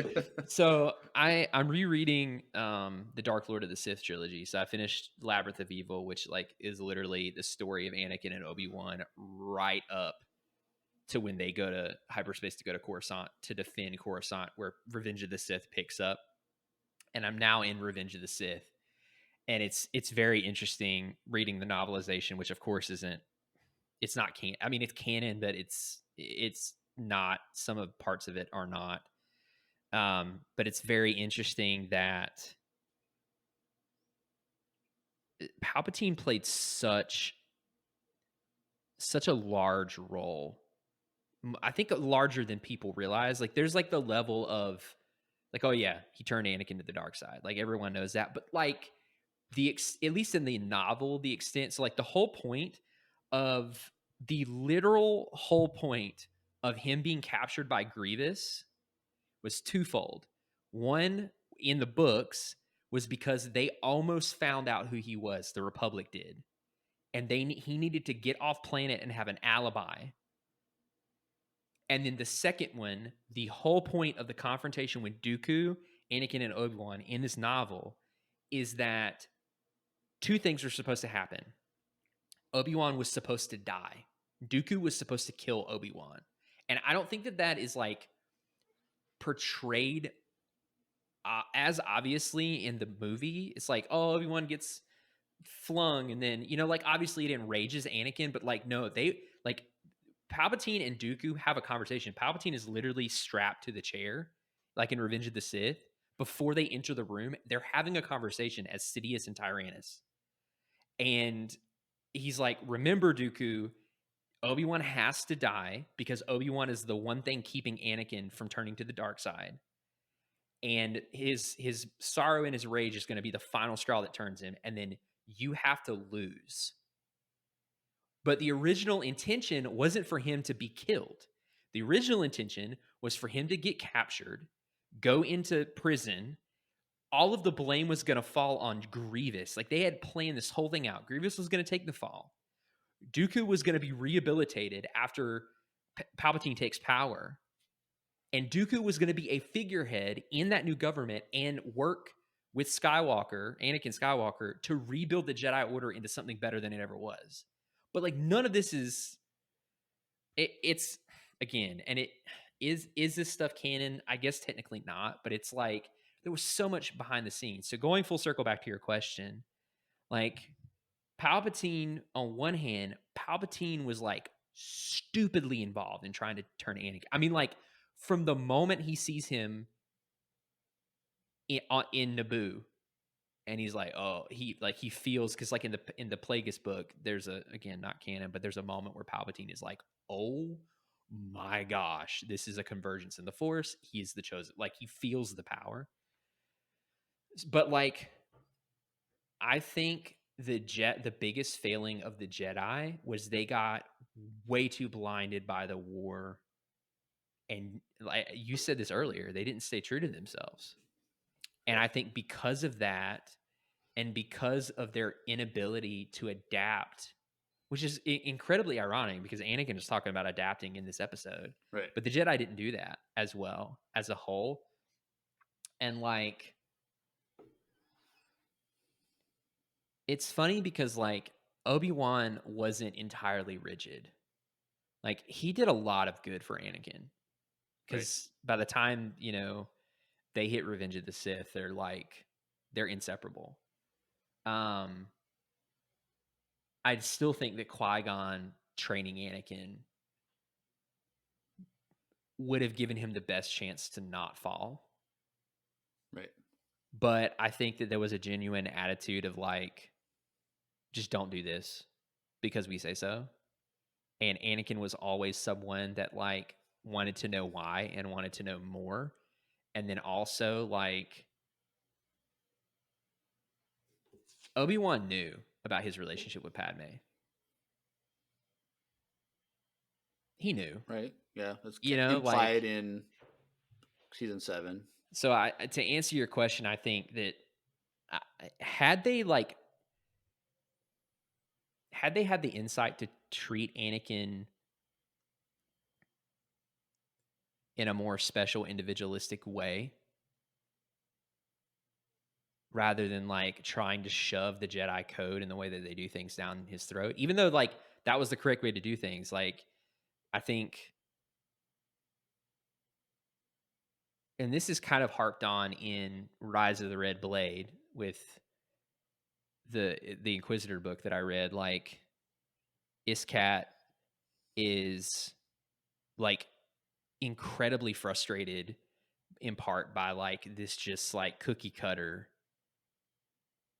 Like you don't really become an individual until you're a master and you're like known for something, and it was like very restricting.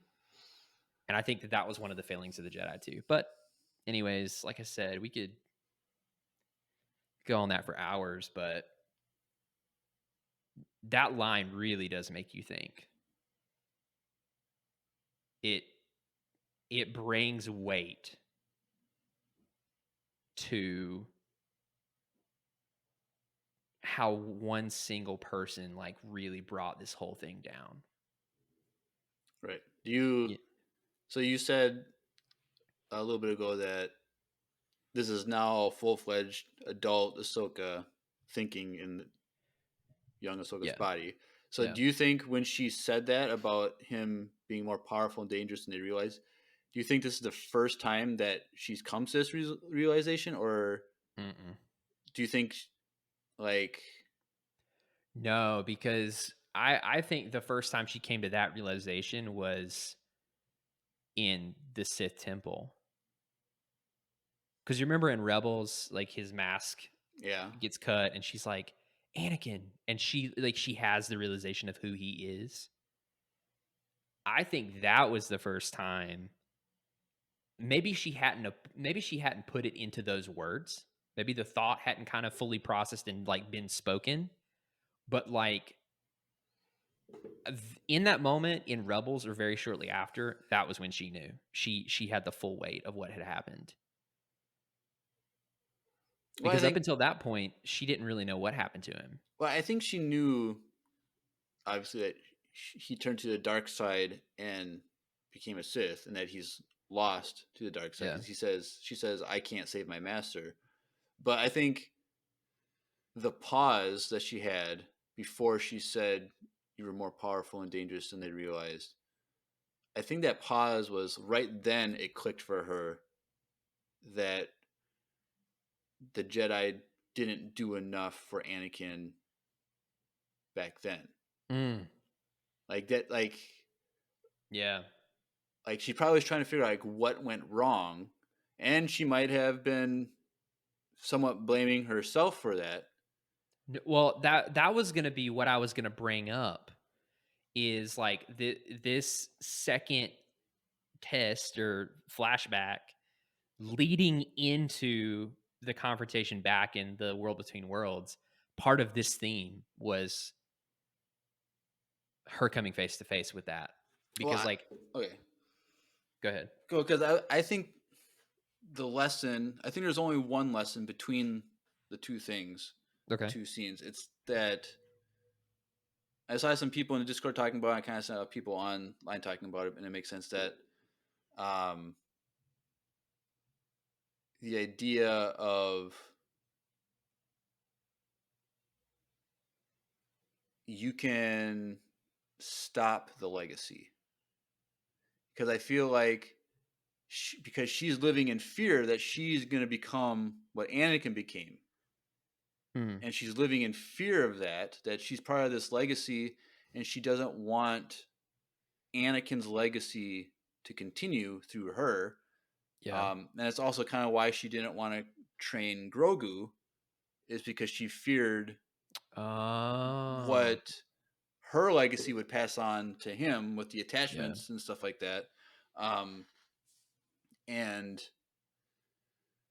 so Anakin's lesson was you, because the question is, you can live or die, Yeah. and the legacy is death, in a sense that it's led to death, the legacy.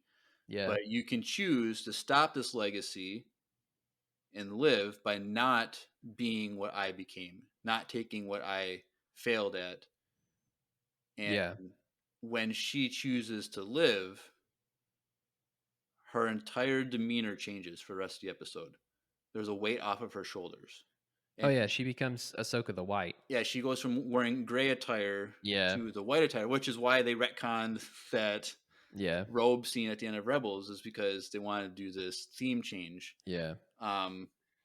But I think that's the lesson. Anakin's like you saw the danger. Like, we trained you to become a warrior, and that's your legacy, and that was wrong of us to do. And you do not have to continue that legacy. You can be whatever you choose to be. Yeah. It would be I think if that is the case, it would have been really nice to see her wrestle with that more in the episodes leading up to it. Not and I'm not saying in a way that is like telegraphing what is going to happen in this episode. You know what I'm saying? But like for me personally, it's really difficult to make the connection between her not wanting to train Grogu and this kind of abstract experience. What you said makes 1000% sense. And in some ways it makes more it's easier to follow than what I've been saying.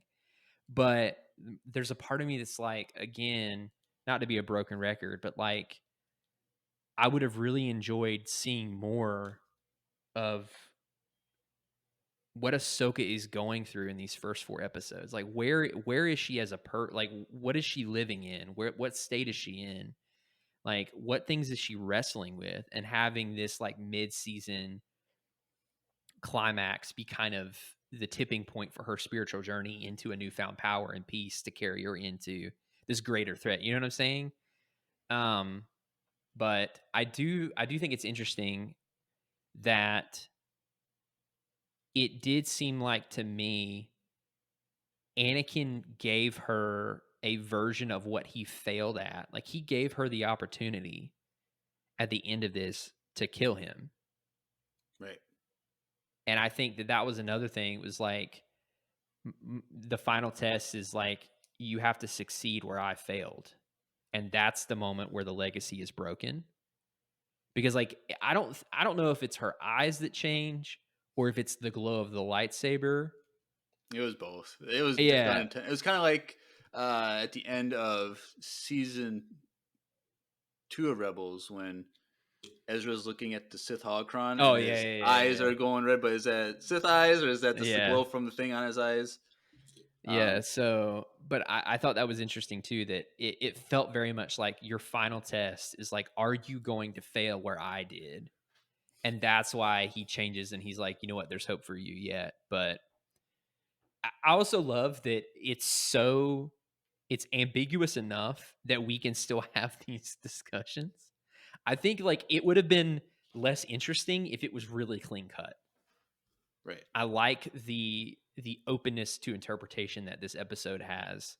I also thought it was really interesting that, going back a little bit since I got a little ahead, his fighting style changed in like this more aggressive way, in this more overpowering way. So it was like the Anakin that we got before, but it was also a little bit of the overpowering that we see with Vader. It was like this weird thing of like what Anakin could have been had he not been a quispy boy. Right, because we can just go back and then like because we kind of skip a little bit, but like how you know Anakin was like, because she says that I forget what she says, but Anakin's like, "Is that what you're taking from all of this? Like you're not. He goes. You're not." She starts talking. She says the thing about, you were more dangerous and more powerful, and then she starts to say, "What if I like?" There's this like brief moment where she's like, "What if I become that?" Or what if my legacy is that too? And he's like, "Oh, this again? Like you're bringing this up again? Like this is what you took from it?" Right. So And when that happens, he goes out and he's like, "I asked you, do you want to live or die?" And he turns on his red saber and turns around, and it's Darth Vader on Mustafar Anakin, where his hair is sweaty. His eyes have turned to the Sith eyes, and it was just like the darkness in his face from being when he was on Mustafar comes on, and then that's when they start fighting. So yes, he gets his Sith side is more powerful and is more overpowering, and that's when she starts to lose. And he like hits her so hard, kicks her back into the world between worlds. I thought it was interesting that there was that moment where their lightsabers are kind of bound up, and he just like forces his way down into the cut and just like blows her back. I thought that was cool. But this is the moment. This is the musical moment that is one of my favorite musical moments. It's my favorite of the year, but it might be for more. It's the moment where he's like, live or die, and the music stops. It's building to a crescendo, and then it stops, and then she's like, what does she say? She says something like, I don't want to do this, or something like, I don't Oh yeah, I it's like, uh, yeah, I don't want to choose this, and he's like, wrong answer. no, he says one word, Oh, incorrect. incorrect. Yeah, It's one word, and then the strings hit, and I was like, just it blew me away. That moment, every single time, the 3 times that I've seen it, every single time I get chills. He's just like, incorrect. And the freaking, it's like the duel of the fates. The first time you experience that, he says that word, and the whole orchestra just goes straight to 11, and it drives the moment into that fight. Like, oh man, yeah. it's so good. And then, of course, he eats her. He force eats her. And they start fighting, dueling, and she's getting pushed back. Did you notice his voice change when he comes through the smoke? Yes, it's a mix between Yep. Vader and so it's kind of reminiscent of the Kenobi fight Yeah. when he has his mask destroyed, and it's kind of like both voices at the same time. Yep. And so then she gets pushed back, and she's losing. He disarms her, and he goes to slice her, and she kind of swings around, and then grabs his wrist and takes his saber, and then puts the saber to his throat. And there's this kind of like a little staring standoff, and like they're just looking at each other, and that's when her eyes take on the glow, the Sith She glow. has this like growl. She's like, "Ugh," and she like moves forward a little bit. Oh man, And she kind of, her acting in this scene is unreal. yeah, and she does like a little flinch towards it, like she could have, Yeah. was about to, and then she pulls back and throws his saber off the path, and is like, I choose to live. There was a desperation in her voice during that moment. Like Micaiah started crying. She was like, "That was such good acting." She's like over there tearing up, and then I missed it in the moment because I was like kind of shook at everything that was happening. But when I went back and watched it, dude, yo, the acting in this level was S class, S tier. Right. So And yeah. so then then she chooses. yeah, I choose life. And they're staring at each other again. And then he looks down. I'm like, okay, I know what they're gonna do. He looks up and his eyes are back to normal. Yeah. And then he says, "There's hope for you yet, Snips," or whatever he says. Yeah. And then you hear a rumble in the distance. She turns, and I see him go behind her out of sight. I'm like, that's a cut right there. Yep. And like he's gone, and she turns around and he's gone. Yeah. And so the one thing that I was disappointed is they didn't have a proper goodbye. Like, Do you think that this is the last time they're going to see each other? I think it has to be, because like they can't just, hey, every Tuesday we're gonna have brunch together, and like they can't do that. Like they can't cheapen those. Like, Yeah. sure, they could bring them back again. Like maybe, I don't know, at the end of the season, or maybe the Thrawn movie, wherever. If assuming she's in it, like when it's all done, like he comes to her and is like, "You did better than I could ever do, Snips," or something like that, and they have a final. But I wanted a final goodbye where, because I never got that. Like, but Ahsoka seemed to have closure from it. It's like she was at peace with what happened. Yeah, her entire demeanor changed. It was like it was like strangely obvious. I was like, oh, she's really happy and really at peace now. Right. And so I think now moving forward, because she's broken that legacy, I think that her ability to train Sabine is now going to work if they choose to do training. Like, Hmm.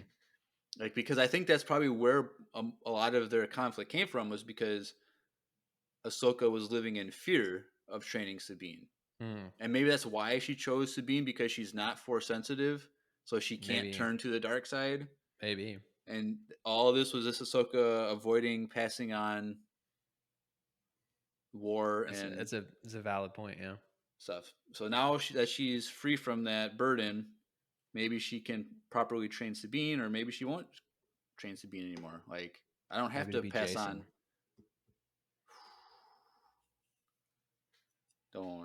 Don't tease me like that. That's what everybody wants. Dude, I love Jason in this episode. See, here I have to do it at least once an Yeah. episode. But like I feel so robbed that episode 7 is the bookend for the main story. Like so right now we're in this time period between Return of the Jedi and episode 7. Yeah. So the next like bookend for the main story is this movie. Yeah. And I'm like, there were so many other this story shows just so much more potential, and like it's hard, man. Maybe they'll just do their own thing. Maybe they'll go out into the ascendancy, and then we can have our favorite characters that aren't in the sequel trilogy and Thrawn fan fiction moment out there. But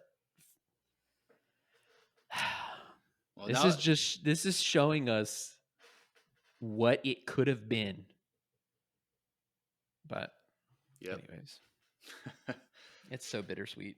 So, yes, Anakin's gone, and then the world between worlds seems to like start to collapse. Like, it's the stars are dropping, then like the ground is rising, and it's like water, and I'm like, what the heck is going on?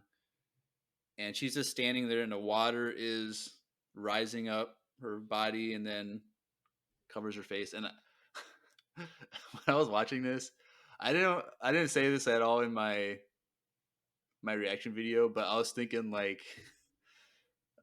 the Jack and Rose scene where like he falls down into the water. I just kind of I'm like, bro, there's room on the door. Like, Yeah, that's get on the hilarious. door. But yeah, so then she wakes up underwater, and she's like looking like she's not like she's confused. Like, she's not like realizing that she's trapped like underwater. Like, Yeah. my greatest fear is drowning. Like, that's the worst way to go. And like, she's just super calm. Like, Yeah. and then like I think she hears the ships, and then Well, no, the light hits her first, right, like right in the face. So maybe it's that she knows like someone's coming for her. right.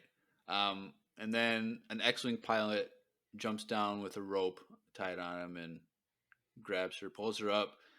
And this is like a unique scene in Star Wars, like that kind of like night water scene, like coming out. Like, it seems like it's like a modern like boat rescue mission or something. I don't know. Yeah, but like it's also believable because it's right. like, It's what do you do like other it would than happen jumping in? Yeah, right. But it was just kind of like a weird like this doesn't look like Star Wars, but whatever. Yeah. But they pull Ahsoka up onto the ramp or whatever of the ghost, and she kind of opens her eyes and just whispers Anakin. And I'm like, look, they could have ended the episode here. But that's literally only like 30 minutes in the episode. There's still another 20 minutes left. And so she wakes up inside the ghost. And you know what I'm about to say? Yes, yes, yes. So I was like, what? I'm like looking at her. She's like laying in bed, and she wakes. I'm like, why does she look so different? Yeah. I'm like, I'm trying to figure it out. I'm like, oh, she doesn't have like her headdress thing on. And I said this in the Discord to Andrew, but I was like, Ahsoka without a headdress looks like a person with shaved eyebrows. She really does, though. There was a part of me that I was like, this is of course what it looks like. Right. and there's nothing wrong with that. But like when you haven't ever seen it, it's like the first. It would be like the same kind of thing. Like our viewers only know you with a beard for the Right. most part. Yeah. Like if you just randomly shaved one day, it would be the same experience. Right. You People know? would be like, who the heck is this guy? Yeah. um, Did you notice her ears? no. So there is a brief moment. So you know when she's wearing her headdress, she has like the cup things Right. down lower.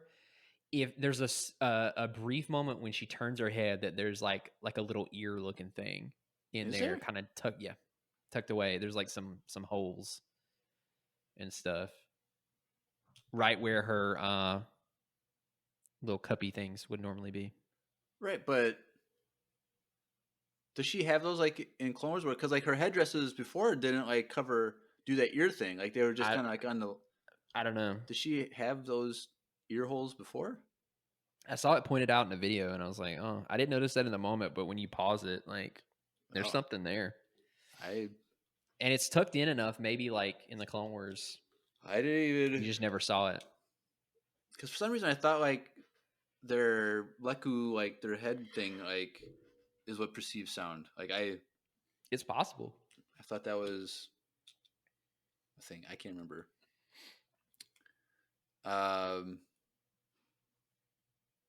But But yeah, is this- shaved eyebrows.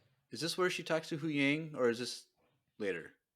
Hu Yang does come in, yeah. Yeah. So Hu Yang, and she's like what happened? Like what's going on? Like some X-wing pilots and Hera are here, no authorization.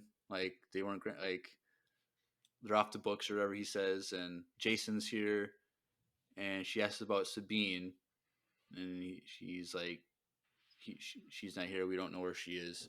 Yeah. So then she walks off the ship and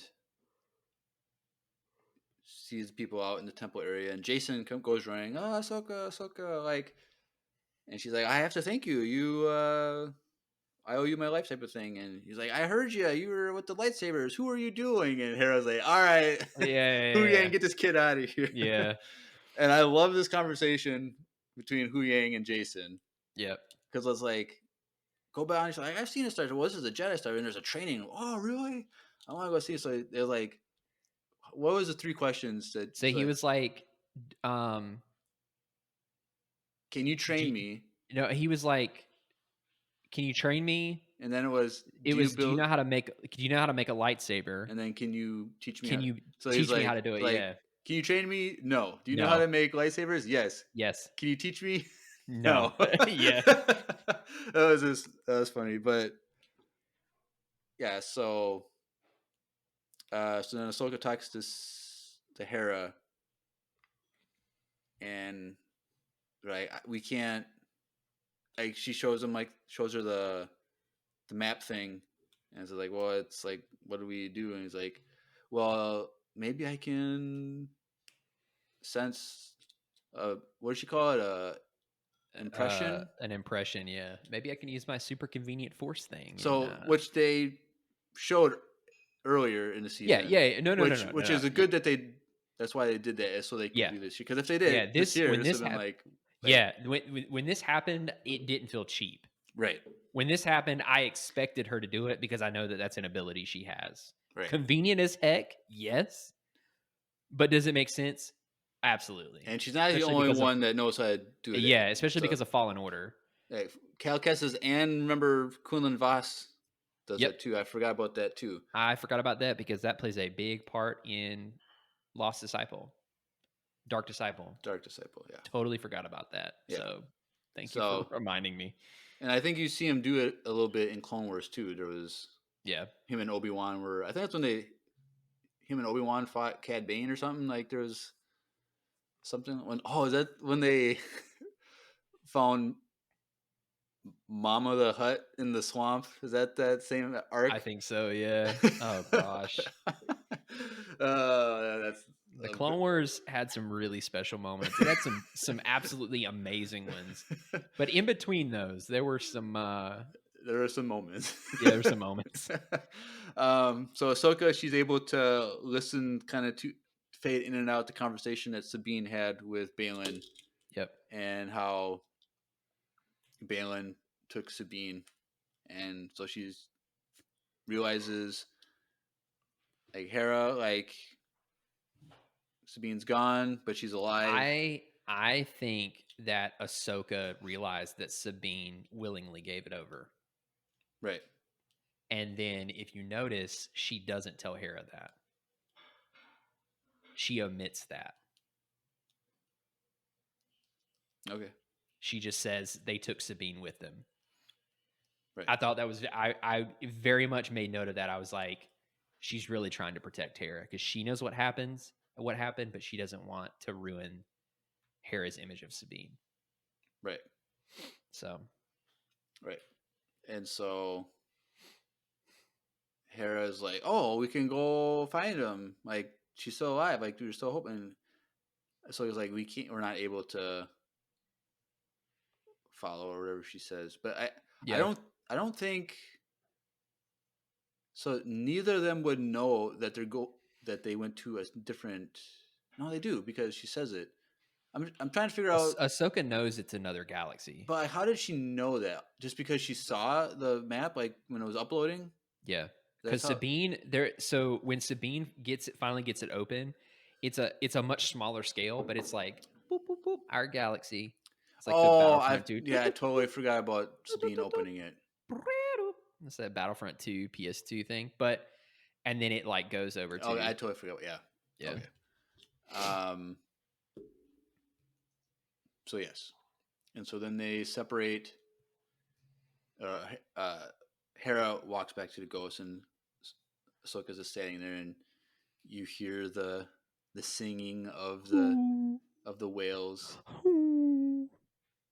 Wow, that's exactly what it sounded like. I basically did the voiceover for that part. Yeah, are you in the credits? Like no, Pergil, Andrew Martin, like at the very bottom in like 8-point font. You get the special credit, like yeah. And if only.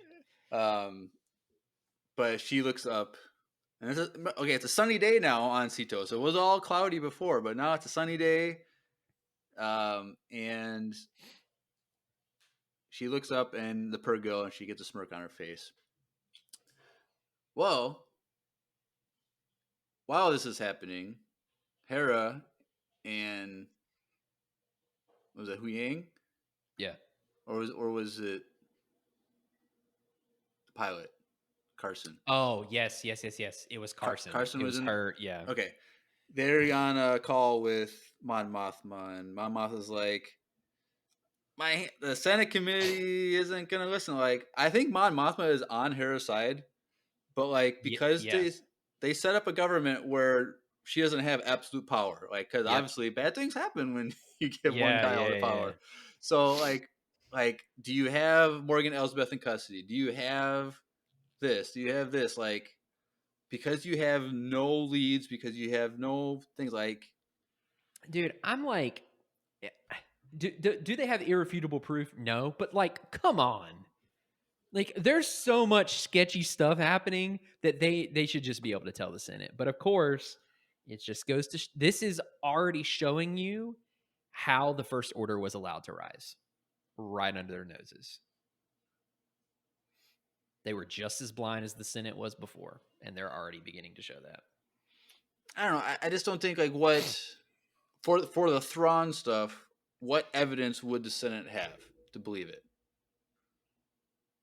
My thing is like, why would you be stupid enough to discount people who have had nothing but phenomenal track records?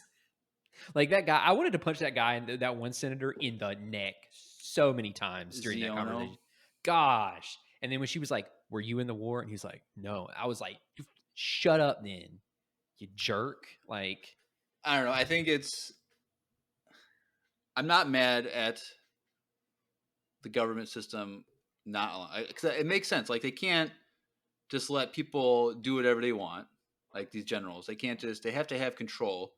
Because if you don't have that, these guidelines, then people are going to do whatever they want, and then they could go rogue. And so it's like, I get it. And Mon Mothma was like, Hera, I'm on your side, but the Senate committee isn't going to allow this, and so you need to go. You and Ahsoka have to go to Coruscant and be questioned because you're about to get stripped of all your ranking because of Yeah. all this, which I think is a little harsh. Like Yeah.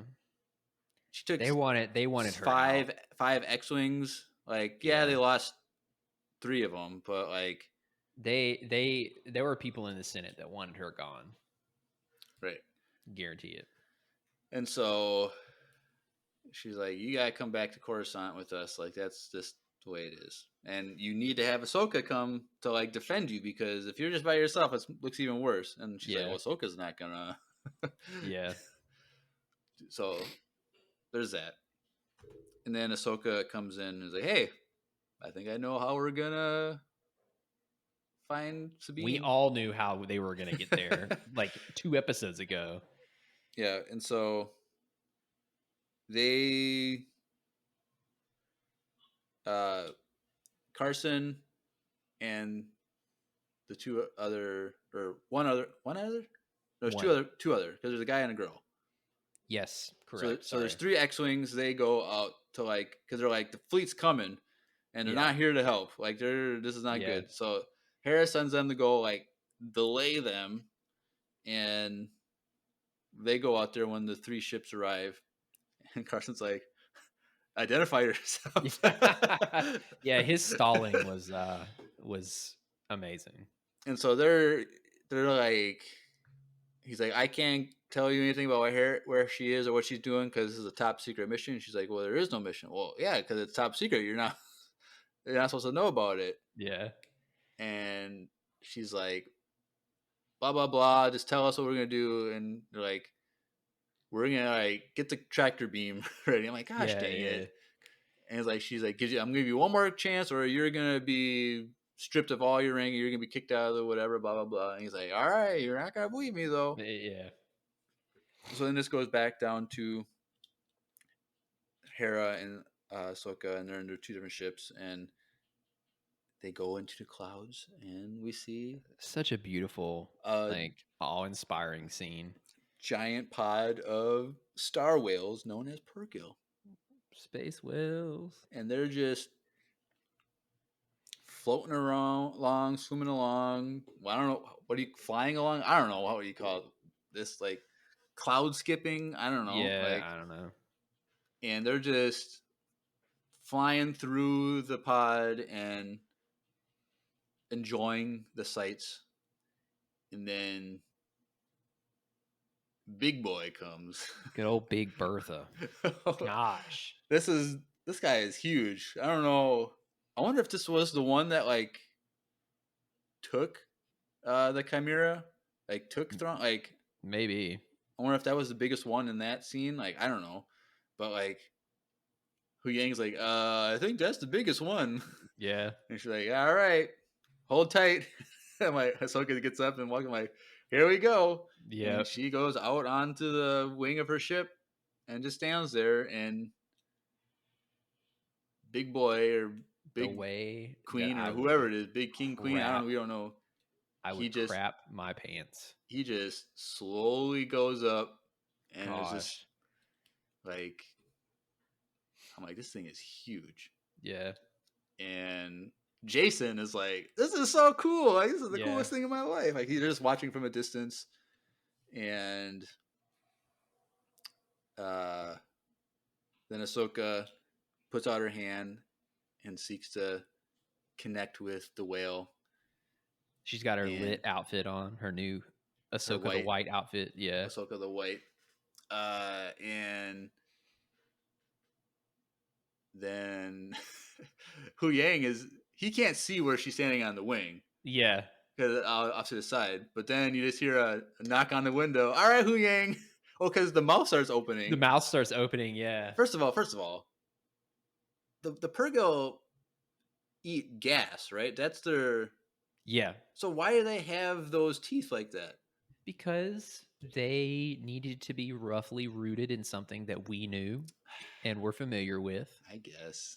You know, they can filter feed the gas through their what maybe are they called? Maybe the gas has some grill? Minox in it, and they have to maybe filter it that way. But yeah, so she knocks on the window and all right, Hu Yang, bring us in. Like what? And so they go in, land inside the mouth of this Purrgil. Were you hoping that Hera was gonna go? I was, I was too. but it's Ahsoka's show.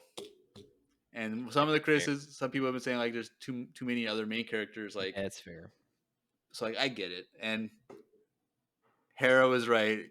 Jason's too young to travel Yeah, to another yeah. galaxy. That was a good line. I mean, He's young, he's old enough to do a lot of stuff, but not travel. yeah. So then it flashes to Carson, like, yeah. So what they're gonna do then is ride Yeah. in these whales and bring them to another galaxy to find Thrawn. Hopefully that's the plan at Yeah, least. yeah. And the lady's like, "You expect us to believe this?" And then Hera gets on the radio. Yeah. So this is General Hera Syndulla. Can you please get out of the way because we got all kinds of whatever. The oh crap moment that captain has. She's like, evasive actions now. Because you look out the front and it's Yeah. just this, the entire pod is just moving Yeah. in, and they flow through the ships, and Ahsoka and Sabine have a good moment conversation where Or it's like, Ahsoka and Hera. or yeah, and Hera, and they're like, I'm gonna find her, Sabine and Ezra and them. I promise. Like, and like Hera was just very like at peace with Yeah. this and what Ahsoka was doing, and then Ahsoka was talking to Hu Yang, and Hu Yang's like, are you sure that we're supposed to, like, I don't know, like we're just hoping for the best. Like, Well, Hera says she ends that moment with "May the Force be with you," which I loved. Right. And then yeah, they have this moment, and the quote that Ahsoka, the things that she says, it was so good. It was so good. It's just like, I don't know where we're going. I'm just believing that it's gonna work out, and whatever happens, happens. Well, because so Hu Yang goes, we have no idea where it's going. Like, what if it takes us somewhere completely different? And she was like, it doesn't matter. And she says, going somewhere is better than going nowhere. Right. And I was like, put that on a t-shirt, sell it at Target. Empire Radio t-shirt says it. There you go. It's a good quote, man. Yep. So, and then you see the tentacles or whatever of the Purrgil you start seeing them charge up, glowing blue, and Hera's like, all right, they're getting ready to jump. And I loved this like addition that they made when they all jump, and then you see the hyperspace begin to change through the teeth of the whale. Did you catch that? Yes. I was like, what a great little detail to add in. Like, it's right, because so freaking cool. I think we see that in Rebels too, like from inside the bridge, like Ezra and Thrawn see like the change of scenery. Yeah. But like the ship hasn't left yet. So it's like, it's weird that they're entering hyperspace, but they're still there. Yeah. And so that same thing happens with Ahsoka's ship. The continuity in this episode is just unreal to everything. Yeah. And so then it's almost like the same person did it. It jumps. Yep. And it lingers for a few seconds, like this. It starts spinning. Yeah. And I'm like, dude, because I wasn't looking at the timestamp. I looked about a third of the episode in, and then I didn't touch it. And the way that I just needed more after this, I was like, please let the stars transition, and then we see Thrawn. Just give me one more something. Yeah, I thought going into this episode, episode was going to end with the hyperspace ring. Yep. Like coming out of hyperspace at a planet, and then Thrawn looks up, sees the ring, and smirks. I thought that was what we were gonna get at the end of this episode. The way that would have taken it to like a 15 out of 10 for me. Gosh. Dude, it's only a matter of time, man. Like it has to be next episode, right? Okay, so has one to of two be. one of two things is going to happen. One of two things is going to happen, Jeremiah, and one of them is going to be infuriating to me. It's either going to happen next episode or maybe the episode after that. Cuz like how everyone's going to the other galaxy. Like, so help me, if they focus a lot of an episode on what is happening with Hera, I'm done. Like, everything is moving towards Thrawn now. So you can only stall so much, right? So it's either one of the next two episodes, or we are going to get him at the very end of the 8th episode. Dude, I'm telling you, I think Dave Filoni is one of those people that is willing to infuriate fans in the moment to have a better payoff later. I know, but like we've talked about this though, and I agree. I hope that that's not the case, and then that it's not everyone versus Thrawn, but it's everyone in Thrawn versus like the Grisk. I get it. I get that. It's just like, but like, dude, we have seen. I don't think that is going to be entirely the case because we have seen two things. We have seen him walking onto a bridge. Yes. In space. I'm pretty sure. No, the one with the back of his head. It was in daytime. Yeah, that was like down on the surface of a planet. So I think it's that ring, the hyperspace ring. It is. Yeah. So he just got picked up. He just put on a clean suit and he's walking on a bridge to do work.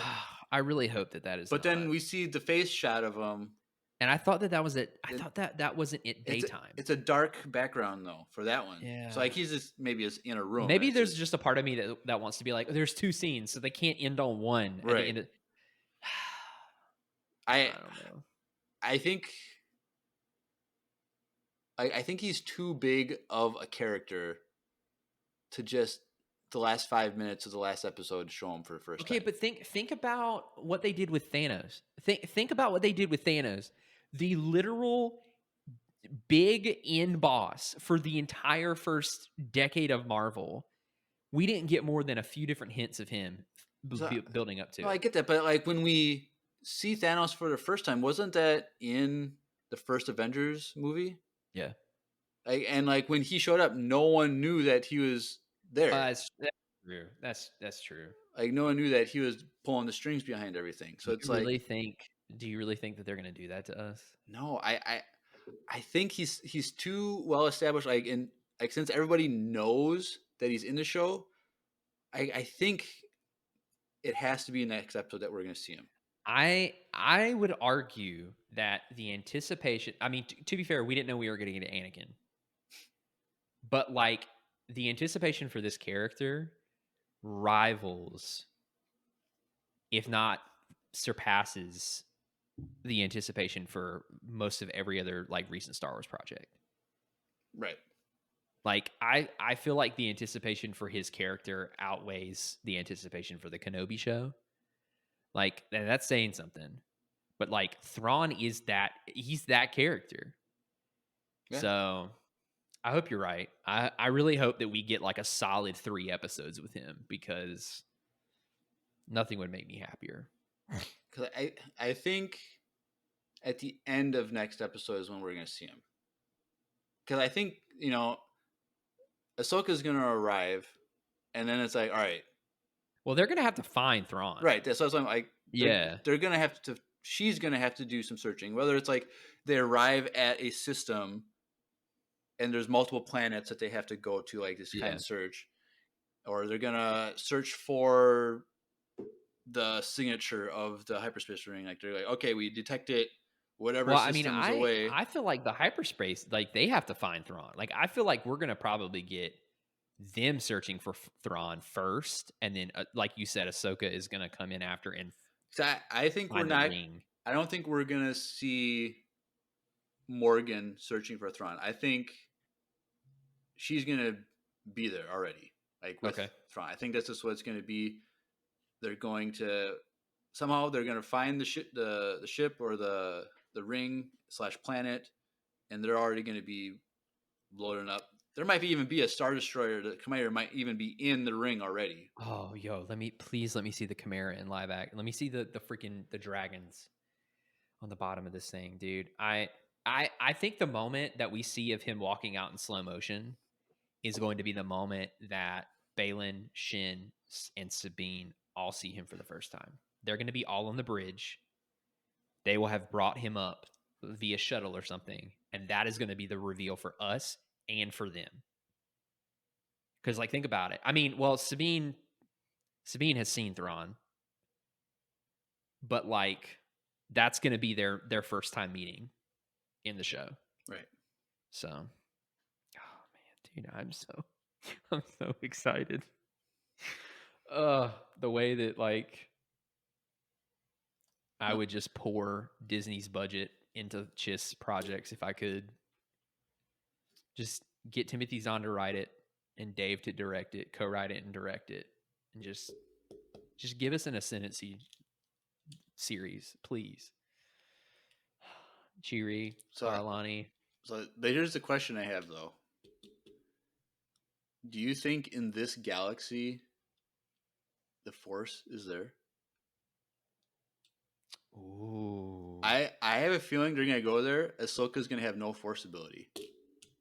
She's gonna have to rely on just herself, and like same with Ezra. He wouldn't be able to use the Force. So, because the Yuzong Vong thing in their galaxy, there was no Force, right? They were Force resistant. Oh, but that would the way that would single-handedly just change the entire perception of the Force. Like, imagine all of a sudden the entire Jedi Order finds out that this thing that they dedicate their entire lives to, that pulls the strings in the galaxy and leads all this stuff, is just isolated to that galaxy. Maybe that's why they had held those secrets in the Jedi archives and just reduce it to fairy tales, because they didn't want Jedi going to this other galaxy where they had no power. I'm not gonna lie, I'm kind of here for a deep Jedi conspiracy. I'm not gonna lie, like, I don't hate that idea. I don't hate it, but then again, like, this is the Yuzong Vong, and I think that the Yuzong Vong are like really the only extra galactic thing, even in Legends. Like, I could be wrong, like there's probably something I'm forgetting, but like they're the only ones that like actually come in. What about that? Was it the first youth Andrew did? Abeloth? Was she constrained to just our galaxy, or what? Well, so she was one of the Celestials, and they were kind of like gods. Like, she was kind of. They seemed kind of above the constraints of the galaxy, if that makes sense. Okay. I don't know if she was. Yeah, it wasn't. She wasn't like an alien, like an extragalactic alien thing. She was like an embodiment of Force, like celestial Force energy, essentially. That she was really evil. But so like the Yuzong Vong, I feel like, are the only ones that I remember that. So like this is really, like, no pun intended, like uncharted territory that we're going into the next few episodes. I'm still thinking that this other galaxy has to be where the Gris came from. Please. It has to be.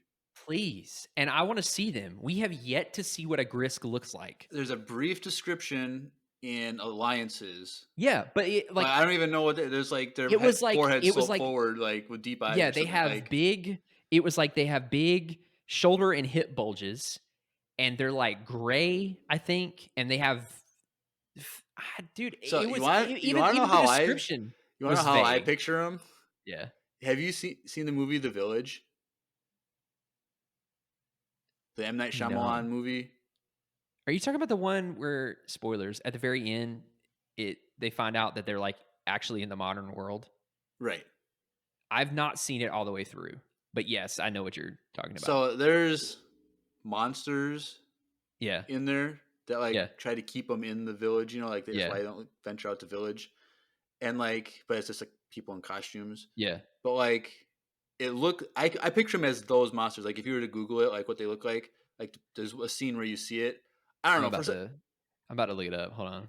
I don't know. It's really weird. I just, even though it probably doesn't look like what the description in Alliances says, but like that's just how I picture them. Ever since like reading the Ascendancy trilogy, Oh yeah. Oh, those things are really creepy. I just picture it as something like You're not, you're not entirely off, because they also wear cloaks, and they hide their, because like what's his face, what the main Gris guy that Jixtus. yeah, there we go, Jixtus. All I could think of was Hopliff and the Agbuy, and I was like, that's not the same people. But like he never shows his face, so like dude, please let me see them in live action. Yeah, Like, don't give it to us in a comic first, in animation. No, don't pull any punches, Dave. Come on. and it's like Get Timothy Zahn in here. like it has to be the Grisk in this Yeah. galaxy, because it's like I feel like we'd be robbed. Like the show would just end on a like we might even know yet if it's in the season, but like I just feel like as good as this show has become, Yeah. like for it to not be the Grisk. Think about the fact that I would say that the first Thrawn, Empire era Thrawn novel he mentions the threat, but it doesn't really spend enough time. 5 of those 6 books, 5 of them, at least the second 2 of each of the trilogies, focus on the Grisk as a threat. Yeah. And so like there's no way you have Timothy, the heavy hitter creator of Thrawn, Zahn, come in and do this story and then never do anything with it. Thrawn, Zahn. I don't know. I just connected that now for the first probably time. not a coincidence, but I'm just like, dude, I'm sitting here looking at these novels, and you have, so much buildup that has not yet been paid off. I really hope, and I don't want to get my hopes up. But like maybe it is just like Thrawn's over there and that's it, and they bring him back and he's the big bad guy. But like I don't think Dave is that bland. I don't like it's going in too good of a direction now.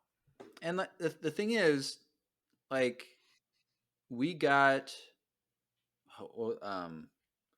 in one of the Ascendancy books, it might have been like the third one, where I think Jixtus explains that the Grisk and the Chiss had a war like long time ago in the past.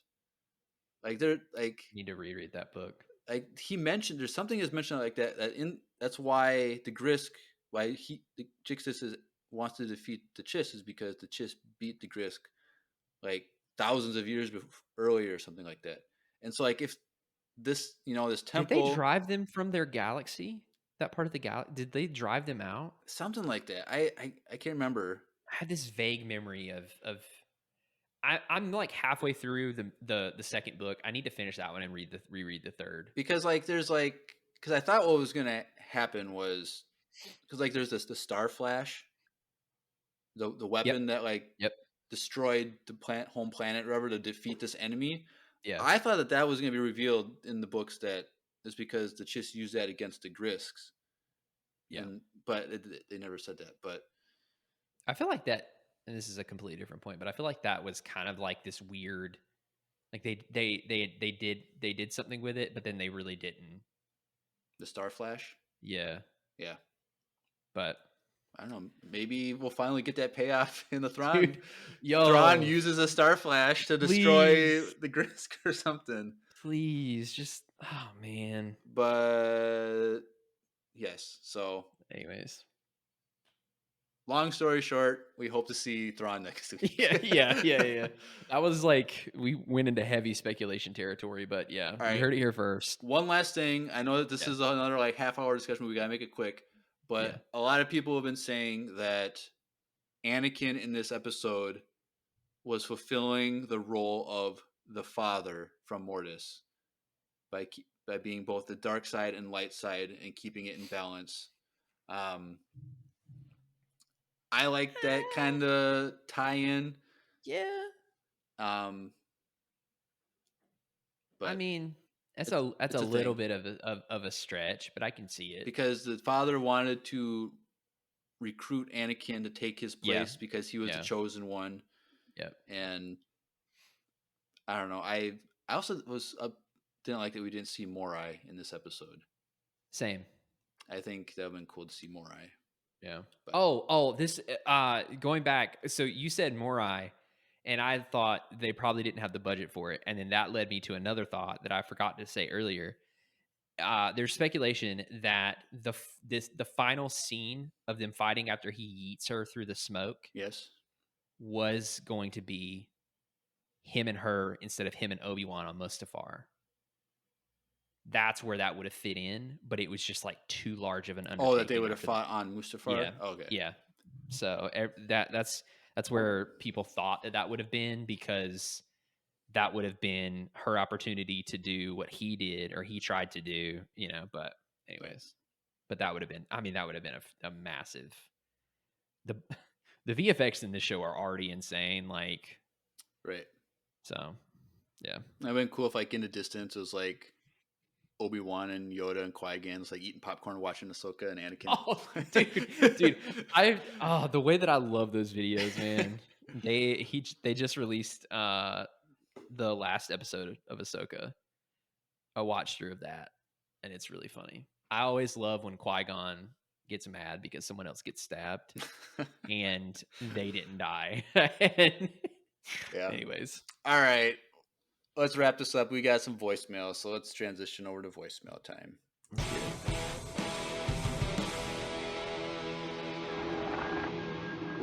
It's voicemail time. That's right, Drew. All right, cool. Force goes true. All right, we have 4 voicemails tonight, and sorry, Discord chat, you can't hear these voicemails, but sorry. Everyone else can. Yep. So first voicemail from a first-time sender. Heyo. Which is exciting. From, I believe it's pronounced Shaddick. So let's take a listen. Hey guys, Shadrick here. Sorry, kind of new to this whole sending a voicemail thing, but I've been listening to your guys' podcasts for the past few months or so. You guys are great. You guys are hilarious. Probably the best Star Wars podcast out there. Anyways, my question is, are you guys into like mangas / anime? If so, what are your favorites? And would you guys ever consider doing like an anime review podcast? Like reviewing shows like Hunter x Hunter or Dragon Ball or anything like that.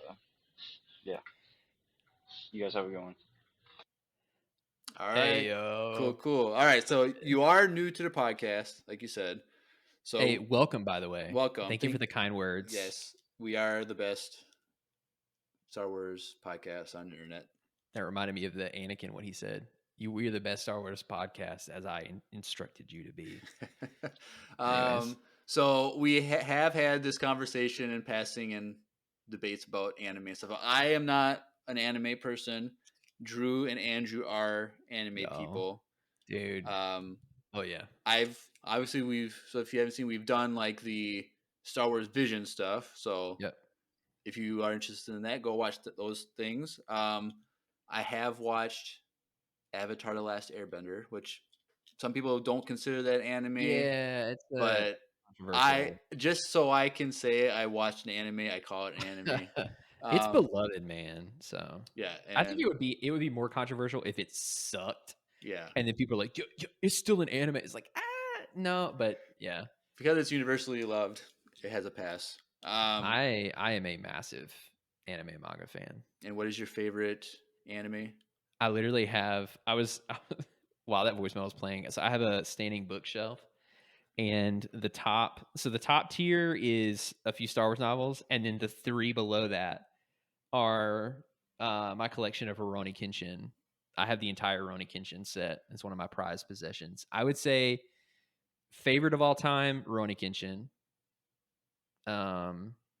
That literally watching that anime and then later reading the manga, but watching the anime on Toonami on Cartoon Network was literally what got me into doing karate, which for those of you who are new listeners, I spent 9 years of my life doing, got my black belt, did judo and aikido and iaido.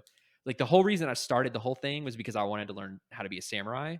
And then I found out that the dojo in my hometown, he taught swords. He taught iaido, but you had to be a black belt to do it. So I was like, okay, well, I'm just gonna start. And then 9 years go by, so it had a huge impact on my life. I would say my second favorite, Naruto played a big role in my life because I was like super into samurai and ninja, but I feel like that's super cliche. Attack on Titan and Demon Slayer are like two of my favorites right now. Yeah. I loved Bleach. I watched the final episode of Bleach and didn't know it was the final episode of Bleach and was heartbroken when I found out it was the final episode of Bleach. It ends, the arc ends, and there was this weird, like, wholesome ending vibe. And I was like, this feels like they're ending something. And then I read an article like 2 days later that it was the final episode. I was like, well, no wonder it felt like that. My wife and I watched through all of Dragon Ball Super recently. That was a blast. So Cool. I wanted to be a manga artist when I was younger. Fun. And then guitar derailed that. So there you go. Fun, Great fun. question. Yeah. So as to your question about whether we would like cover animes or anything on this podcast or another podcast, probably not. We barely have time to do this one, so Yeah, you're not wrong. to invest in animes, which I know a lot of those shows are a long Yeah, process. you would be able to do One Piece. Isn't that one like 1,800 episodes or something like that? Yes. You could just watch the. I'm not gonna say watch it. I haven't seen the Netflix one. I heard it's terrible. Really? I've actually heard from a lot. I have a coworker who likes anime. And he says he's been watching it and he says it's terrible. But okay, well, I will tell you this. The 5 Rurouni Kenshin live action adaptations, the 5 ones that they're Japanese made, those 5 movies are phenomenal. Those are still the ones for me that I'm like, they adapted it to a movie in a way that changed what needed to be changed for a movie, but still kept the core material. Like, they're so good. Anyways. And I do have my one anime joke that I made up all by myself. I said on a podcast once. I don't know if you remember this, so I'll tell the joke. It's a Dragon Ball joke. I don't remember this. What do you call it when Vegeta is scared? A chicken Vegeta. Oh my gosh. Oh, get out. I made that up all by myself, and I'm very proud of that joke. That's good. All right, thank you. I think it says Shaddick is how you Shaddick or Shadrach. Shadrick. I think Shadrick. Yeah, that's a really cool name. Yeah. So thanks for listening. You got about 200 episodes to catch up on if you've been listening to us for a few months. So GG. Get on that. Happy to be with you. Happy to have you, and love to hear voicemails from you in the future. And join the Discord. It's a lot of fun, and we'll tell you about that later on in the episode. But you probably already know. All right. Next up, we got 2. So kind of first time sender because this person has only ever sent us questions via email. So Elias has finally sent us 2 Hey. actual voicemails for the first time, and he is one of the people who went to EmpireCon. So let's take a listen to number 1. Hello, Empire Radio. This is Elias, or Julius, in the Discord, and I'm here sending this because it is actually my 1-year anniversary with Empire Radio, or whatever. Yeah, 1 year ago, September 13th, 2022, I went on Spotify and searched a Star Wars podcast, and you were the second thing that popped up. So I started listening to you people, and then I got hooked. So here we are now. And I just wanted to send this to kind of give the announcement, and I'll also say thanks for making all the content over the years. And yeah, also thanks for EmpireCon. That was a blast. It was like one of my favorite experiences ever. And I'm actually wearing the EmpireCon shirt right now. So anyway, I was just sending this to say thanks and goodbye. All right, That's cool, awesome. cool. Thank you, That's Elias, for that first one, and fantastic. happy 1-year anniversary of listening to us. I didn't realize it was that long ago, but yeah, thanks for listening. I can barely remember what day it is, so And I'm guessing, I think we all know who that number 1 person in the search results was for. So we have one person to get ahead of on who Spotify. was the? I'm assuming it's Star Wars Theory. Hey, Ugh. we're second best to him. Like, Yeah, that's good. that's something. But let's listen to question or voicemail number 2 from Elias. Hello, Empire Radio. It's Elias again with a second voicemail.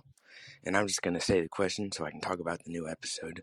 You have to get rid of 1, bacon, donuts, or sushi. I would just get rid of sushi because I don't like it anyway. But okay, now I'm going to talk about the episode. I think it was amazing. I think it is some of the best, if not the best, piece of live-action Star Wars we've gotten.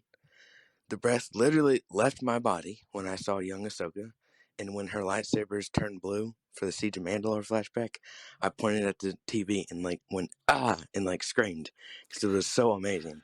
And I love seeing Rex and Anakin. It was awesome. And young Ahsoka is definitely better than old Ahsoka. But anyway, that's all I'm having to say. I'm running out of time. So bye, and I hope you have a great evening or whatever when you record the episode. Bye. All right, cool. Thank you for the question and comments. So a lot of people have been saying they like young Ahsoka actress more than Rosario Dawson. Like, people are just more into that. Just because, I think it's just because it's more familiar. It's just we spent more time with young Ahsoka that it makes sense. But I can see it. I mean, I definitely those scenes were the highlight of the episode for me, and Right. she was a big part of that. Yeah. So I don't blame anyone. So who did it better, young Ahsoka or young Leia? There's a question. That's okay. I was literally about to say there's not even a contest, but then I started thinking about young Leia, and I was like, no, she did a really good job.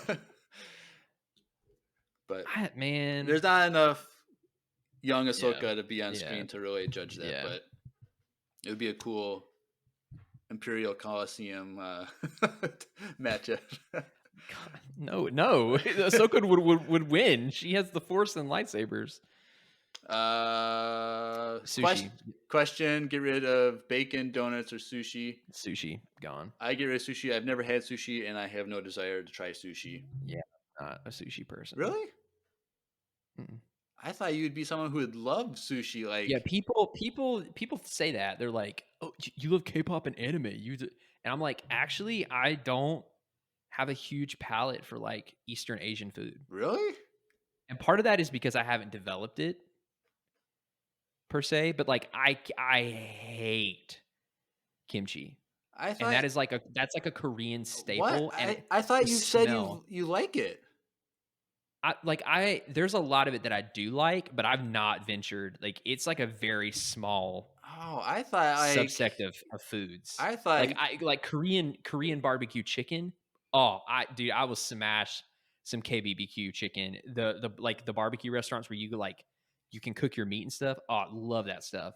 But like, dude, I don't like kimchi, and that's like a staple for their food. The vinegar thing, it makes me nauseous. Like I just, Really? yeah. Like, I love ramen, different types of ramen, but like I've also yet to like dive into like legit serious like hardcore ramen, like real interesting. ramen. I So thought that'd be like your date night thing, like that you'd go with McKay, like go get Korean burgers, or Japanese food or something like burgers, that's our thing.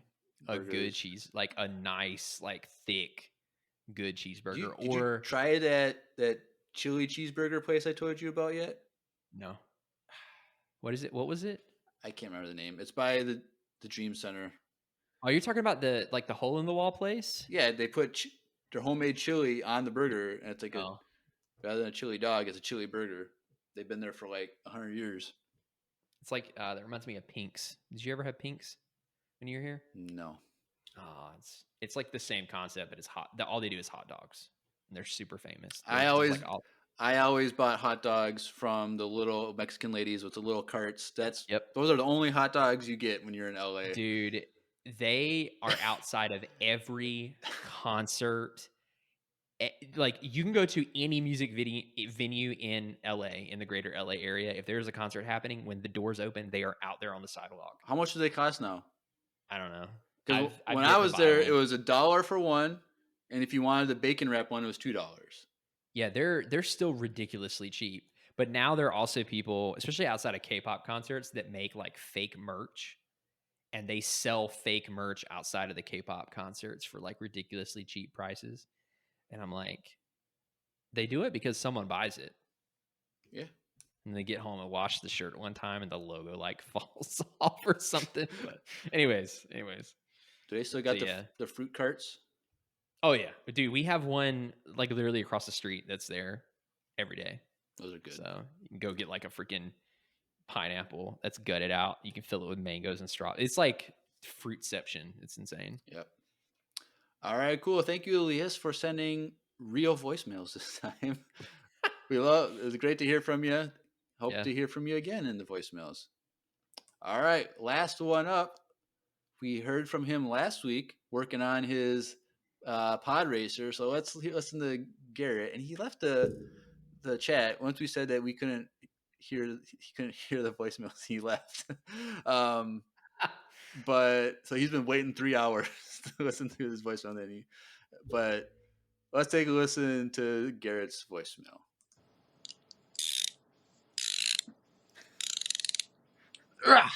Got it. Oh, right. Hey, Empire Radio. Garrett again.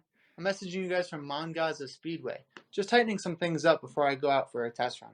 Anyway, I was wondering, why is it that we now have movie quality visuals in Star Wars TV shows, but not movie style pacing and exposition?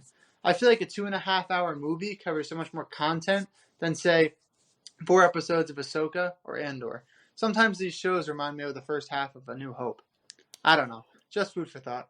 I gotta get back to... Hey! What are you doing? Heckala! Get away from my pod racer! I swear you're no better than your dad!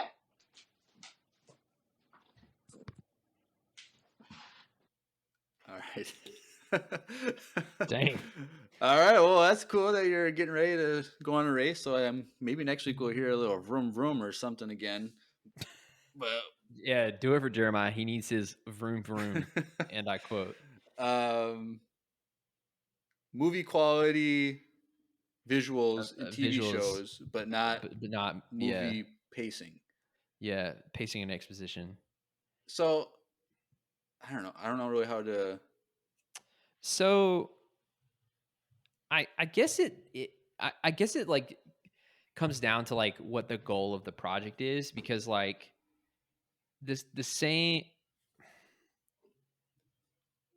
could be said for like TV shows that have longer episodes versus ones that are like the 6 to 8 episode series that we're getting from Disney Plus. Like if you remember like shows like NCIS and Criminal Minds, I mean just like tons of episodes in a season, and there might be like a like sub story that kind of builds up towards the end of a season, but like there's so little that they add.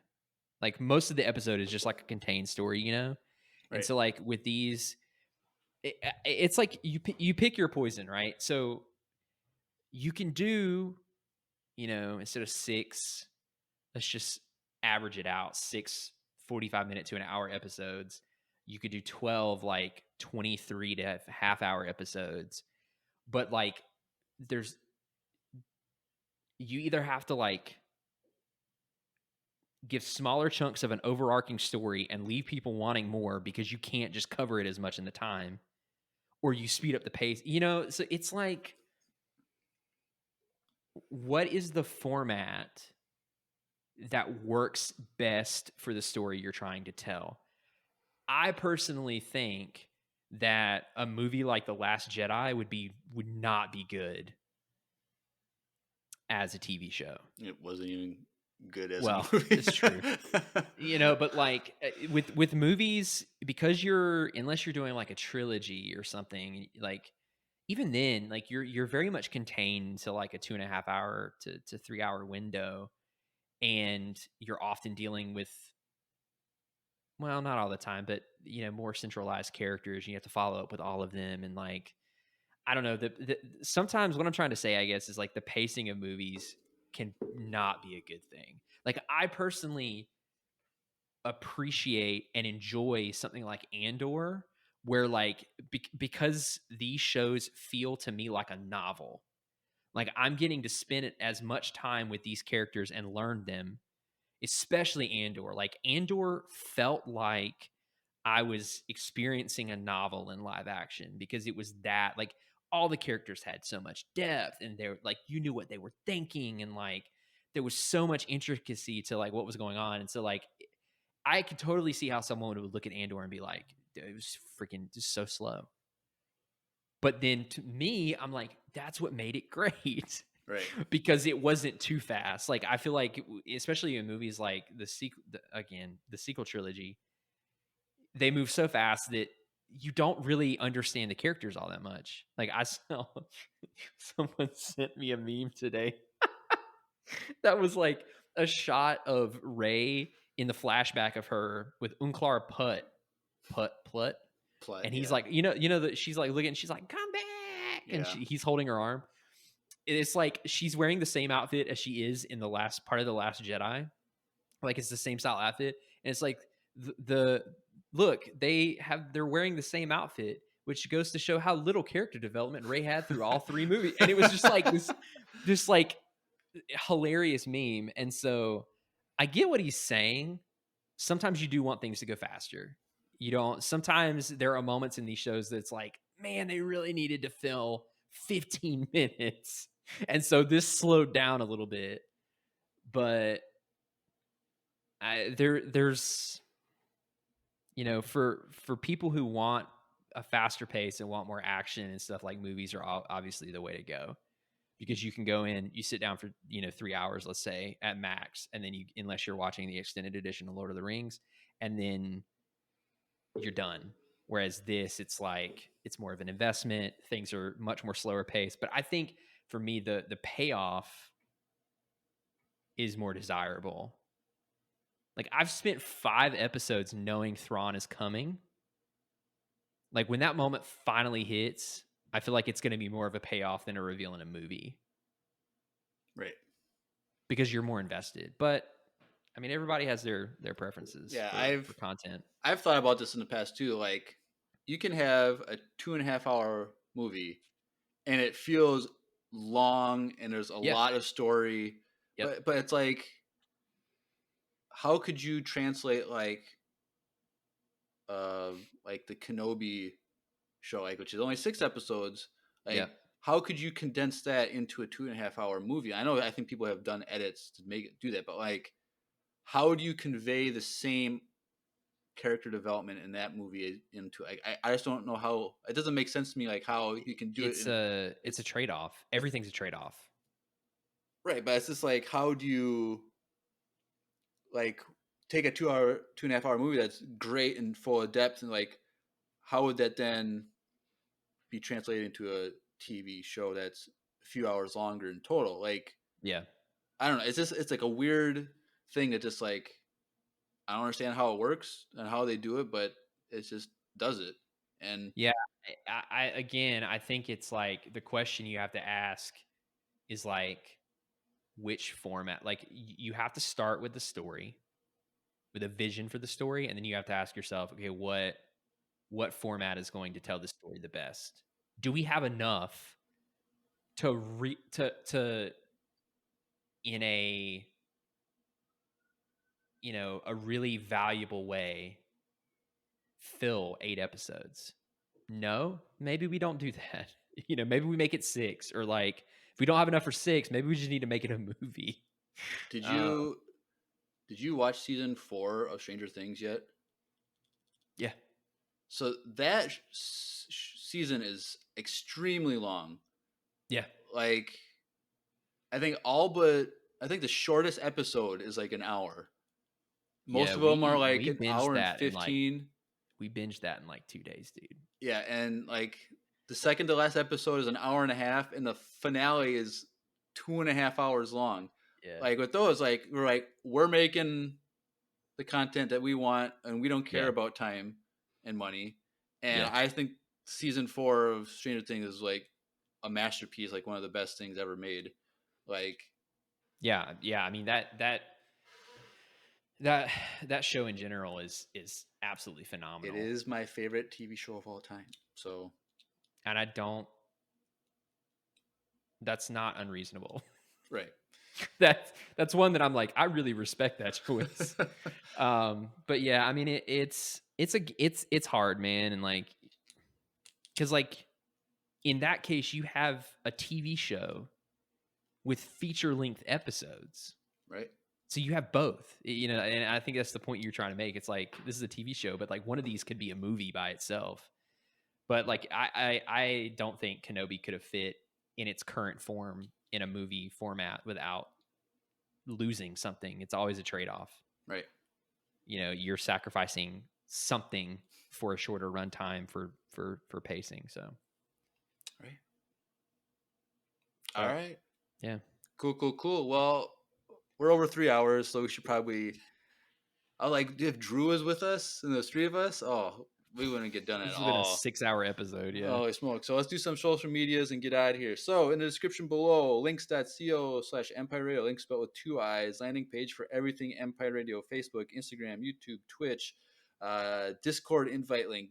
Go join the Discord. If you want to leave a voicemail, there's a link for that. Have our fan email. If you want to send us anything, go right ahead. If you want to do a sponsorship deal, Hey, promo code. there you go. We can hit us up. And the link for the needlesslynerdy.com, which is a entertainment network that we are a part of. So if you like all kinds of nerdy content, go click that link and go find some other podcasts and read articles and all that jazz. Do it. But I think that is everything. So I'm excited for next week. Yeah. Who knows what's going to happen? Same. Hopefully Drew will be back to good health and can be back on the show. Better. But anything else, Andrew? No, we covered a lot of ground. All right.